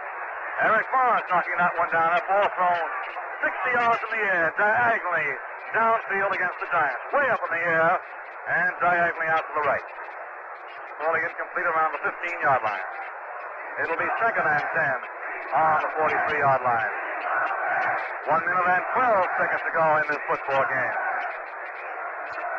2nd and 10 on the 43 as the Steelers go to the line of scrimmage. The Bears have won their football game. The championship 2 weeks today at Chicago. Going back to passes, Eddie Brown throws angling to the left, almost intercepted. Knocked down, deflected by Tom Scott. Scott making a fine defensive play. So it's 3rd and 10 on the 43-yard line. 1 minute and 7 seconds to go. Of course, after each incomplete pass, the clock is stopped. Or each time a ball carrier runs out of bounds, the clock is stopped. Giants are out in front, 33-17. Red Mac runs back into the lineup. New York Giants leading by 16 points. Up to the line of scrimmage now come the Pittsburgh Steelers. Mac flanked wide out to the right. Shotgun offense. Buddy Giles split to the left. Ed Brown gets a direct snap from center. Goes back to pass. Throws a screen. It's deflected and incomplete. Deflecting that pass was Jim Cavic. He leaped high in the air to knock it away, and it fell incomplete. So it's 4th and 10 on the 43, and of course, the Steelers aren't going to be punting now. Or maybe they will. 1 minute and 3 seconds to go in the football game. There's a whole change of a unit out there. The Pittsburgh Steelers punting unit comes out, but they may well be passing. No sense in giving up the football now. Ed Brown is the punter, and of course he is the passer. Only a single safety, Dick Pessinen back there. 4th and 10 on the 43, 1 minute and 3 seconds to go. And Brown is kicking the ball. And Pessinen lets it bounce in front of him at the 30. It rolls back along the 25-yard line now, and finally rolls dead at the 25. That's a surprise. 52 seconds to go in the ball game. And Glenn Griffin goes in. Glenn Griffin is in the lineup at quarterback. It's 1st and 10 for the Giants. The defensive unit comes off, and they're being pounded and patted. The hands are being shook. And Y.A. Tittle is being given a big hand. He had run out on the field, thinking he'd stay in. Allie Sherman embraces it. 1st and 10 on the 25. The clock is running. 35 seconds to go in the ball game. All the Giants have to do is run one play. Griffin on the quarterback keep holds that ball. And the whistle sounds with 25 seconds to go. Charlie Killett goes into the lineup now. Let's see, he replaces Joe Morrison. And Morrison gets a great hand. The clock is running. Listen to this crowd now with 10 seconds to go. They'll start the count.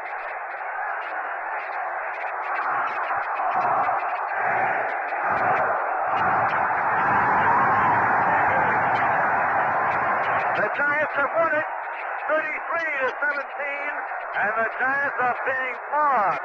The goalposts are being shaken, and they'll come down in just a moment or two. And the Giants are trying to battle their way into their own locker room. The Giants have won it 33-17.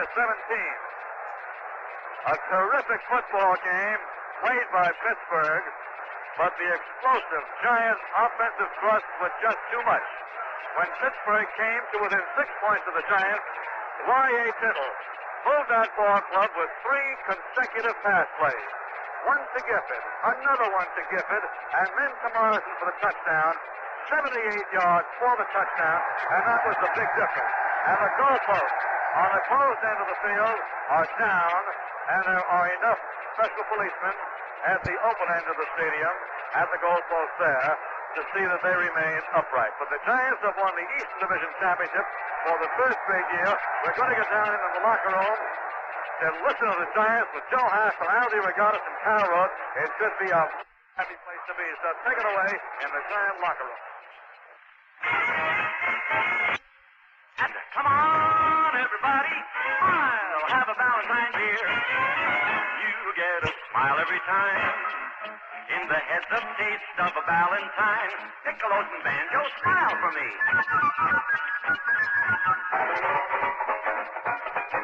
Trumpets and clarinets, lively.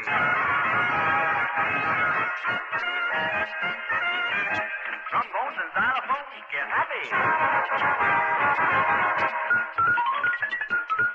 Come on, everybody, liven up. You're living with lively Valentine.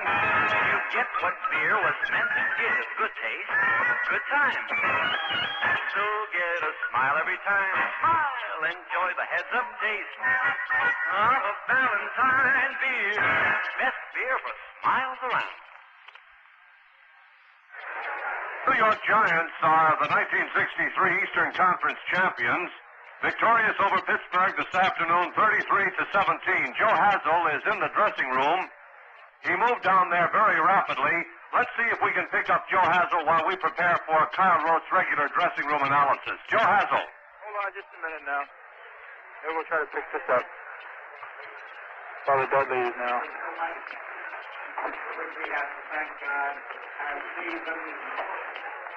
Well, we're going to attempt to bring in, I hear Kyle Rote is down there and Joe Hazel, and they're evidently preparing for our locker room broadcast when we will have an opportunity to talk with some of the players and the coaches. At Yankee Stadium, New York City, you're listening to New York Giants football, a feature presentation of Ivy Broadcasting Company and this radio station. Brought to you this afternoon by HP, hospital brand cough drops, for fast relief from throat irritation. Breath sweetening, too. For a tickle, a cough, or a wheeze, say HB's, please. By P. Valentine & Sons, Newark, New Jersey, brewers of Valentine beer. You get a smile every time in the heads-up taste of Valentine. By the famous Milder White Owl cigars, easy to find at your local drug, food, and tobacco stores. Also brought to you by these local people. WGY 810 on your radio dial. Want to whistle through the morning and hum through the afternoon with relaxing, easy listening? Then tune in the Randy English Show from 10 a.m. to 12 noon and from 1 p.m. to 3:30 every weekday. Then you'll know why we call WGY the smoothest sound around. Speaking for Marty Glickman, Al DeRogatis, and Joe Hazel, this is Woody Erdman inviting you to stay with us for the post-game wrap-up, when we will attempt to bring in Joe Hazel and Al DeRogatis, followed by Kyle Rote's Locker Room Report, coming up next on this station on the New York Giants Football Network. 810 on your dial, the smoothest sound around. WGY Schenectady. I want to tell you about a Greek boy named Peter. Peter was sent to live with relatives last year because his family was unable to provide for him. But his parents couldn't bear the separation, and now Peter's back home. This 6-year-old Greek boy faces winter without clothing that he needs. But Peter never complains. He knows that his parents can't afford to buy him any clothing. If you gave Peter and his family food, they would be able to eat for a week, perhaps a month, and then be hungry again and in need of more help. But if you helped Peter and his family buy a flock of chickens, the family would soon have food to eat and income from the sale of the eggs with which to buy clothing and other necessities. For information on how you can help a family like Peter's to help itself, write to Save the Children, Box 120, New York 17, New York. That's Save the Children, Box 120, New York 17, New York. Thank you. The New York Giants 33, the Pittsburgh Steelers 17. That's the final score of today's game. This is Bill Deal, along with Woody Erdman, with some of the scores of this weekend's professional football games and a report from the locker room, a very excited locker room in the New York Giants dressing room in New York. This portion of our broadcast brought to you by Clark & Laurie Incorporated of New York for the John F. Kennedy Memorial Album, and by this local sponsor. WGY 810 on your dial in Schenectady, where high-scoring entertainment comes your way every weekday morning on Breakfast with Bill at 7 o'clock. Verbal first downs happen faster than a quarterback sneak when Bill Edwardson mans the mic. For all-round entertainment all day, every day, tune in 810 on your radio dial. Well, the New York Giants defeated the Pittsburgh Steelers this afternoon 33-17, and thereupon they became for the third consecutive time Eastern Conference champions in the National Football League. And with Chicago's victory over Detroit this afternoon, the Bears and the Giants become opponents 2 weeks from today in Chicago for the National Football League championship. In this game this afternoon, Pittsburgh took the kickoff to open the game, and on the first play from scrimmage fumbled. The ball recovered by Giants defensive star Jim Patton. After 3 unsuccessful attempts to score a touchdown, while deep in Steeler territory, Don Chandler initiated the scoring for the Giants with a 34-yard field goal. And so the Giants had an early lead, 3-0 over Pittsburgh. Pittsburgh and Gary Borman ran back the Giants kickoff after the field goal. Borman went 57 yards on the run back from the Steeler 15 to the Giants 28. However, Pittsburgh gained only 4 yards in 3 plays, and so Lou Michaels was called upon to attempt the field goal. He failed, and the Giants took over on their own 20. The Giants in the next series fumbled, and the Steelers recovered. Pittsburgh quarterback Ed Brown passed to Borman on the 15, who carried to the 1, where he fumbled, and whereupon Eric Barnes of the Giants picked it up and carried it out to the Giants 34. The Giants, after that sensational defensive play, executed the series, climaxed by an equally thrilling, perfectly thrown, 41-yard pass pulled in by Del Schaffner on the goal line and carried in by Schaffner for the score. The extra point attempt by Don Chandler hit the left upright and fell no good. The Giants' first touchdown drive was good for 66 yards, and New York increased the lead. It became the Giants 9, Pittsburgh nothing. By the way, that pass established a new record for touchdown passes completed in a season, the 34th completed by Tittle this year, breaking his own record of 33. An intercepted Steeler pass by Dick Lynch on the Giants 10 was carried out to the Giants 44 by Lynch. Pittsburgh, however, intercepted a Giants pass on the Steelers 2 to stop the drive that at one point had New York on the Pittsburgh 5 with a first down situation.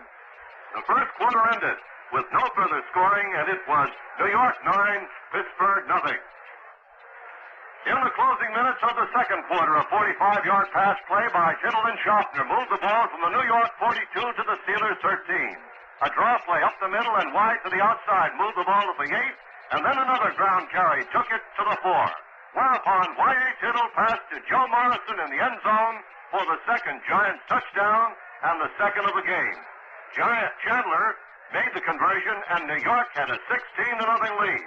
Pittsburgh entered the scoring column with just 1 minute and 18 seconds remaining of the first half, moving the ball from their own 29 to the Giants' 21-yard line. Lou Michaels, with the 21, the line of scrimmage, booted a 27-yard field goal, and the Steelers had broken the scoring ice. It was New York 16, Pittsburgh 3, and that's the way the half ended. We'll take a look at the second half after we hear from Bill Deal. Bill?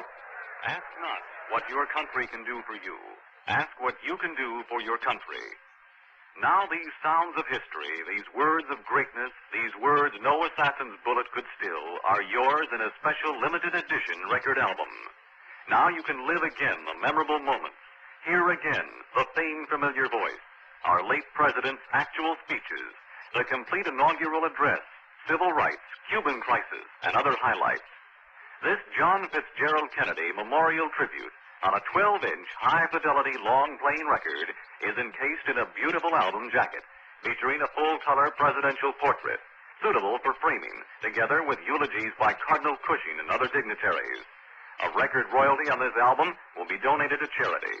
To obtain your memorial album, send just $3 for each album to John F. Kennedy Memorial Record, Department G, 356 West 40th Street, New York 18, New York. Only 3 records to a family, please. Mail $3 for each record to John F. Kennedy Memorial Record, Department G, 356 West 40th Street, New York 18, New York. Well, for those of you who have just joined us, the New York Giants have won the National Football League's Eastern Conference title for the 3rd straight year, and the Chicago Bears are the Western Conference champions of the National Football League. They will meet 2 weeks from today in Chicago. We had reviewed the scoring up to halftime, at which time the Giants were out front 16-3. In the second half, the Pittsburgh Steelers continued their scoring ways, initiated in the closing seconds of the second quarter. After New York could not score, having received the second half kickoff, Pittsburgh took possession and moved the ball from their own 34-yard line 66 yards for the touchdown. Gary Borman scored the TD after taking a pass from quarterback Ed Brown. Lou Michaels made the conversion. The Steelers were very much in the game, 16-10. The Giants, however, came back but good. As a matter of fact, the series started on the Giants' 22, and Y.A. Tittle moved his team 78 yards in only 6 plays. The final 3 plays were all pass completions to Gifford for 27 and 25 yards consecutively. And then the 22-yard scoring pass to Joe Morrison. Chandler kicked the extra point. At this moment, Giants fans felt a great deal better, the score then being New York 23, Pittsburgh 10. The Giants were on the move, and on the move they stayed. After the touchdown came when Joe Morrison went over from the 1-yard line after the Giants had moved 63 yards. Morrison scored from the 1. Chandler again made the conversion in this touchdown for the Giants, and Giants fans at this point had good reason to be jubilant. New York's lead over Pittsburgh was then by 20 points, New York 30, Pittsburgh 10. Well, if the Steelers were expected to call it quits, those who expected this were disappointed rather quickly following that Giants score. Pittsburgh, with time running out in the 3rd period, climaxed the scoring drive with a 40-yard pass completion to Buddy Dow from quarterback Ed Brown. Lou Michaels added the extra point, and Pittsburgh had reduced the gap to 13 points. The score as the quarter ended was New York 30, Pittsburgh 17. The New York Giants took out additional insurance with 2 minutes and 25 seconds remaining in the ballgame. Don Chandler kicked an angle to the left 41-yard field goal. Chandler entered the game, the league's scoring leader, and at this point had today added 9 points to the previous total. The final score accordingly became New York 33, Pittsburgh 17, the 3rd consecutive Eastern Conference championship for the New York Giants in the National Football League. And with Chicago's victory over Detroit, the Bears and the Giants become opponents 2 weeks from today in Chicago. We'll wrap up this post-game show in just 60 seconds. Across the nation, it's gift-giving time. Store windows are bright and shoppers crowd the streets. Tempting ads make choosing difficult, and often we hear the expression, for the man who has everything. Now, here's a further suggestion. This year, why not add to your list the man who has nothing? Send food for him and his family through CARE. Hunger seems most tragic this time of year, yet it is the very season when supplies are apt to run low. Refugees, orphans, disaster victims, the jobless especially need help. CARE has plans to deliver 6 million Special Food Crusade packages to the neediest of these in 19 countries. But CARE asks the public to share by giving $1 per package. Remember, the man who has nothing, with dollars to CARE Food Crusade, New York, New York, zip code 10016. Remember, every dollar sends a package in your name to CARE.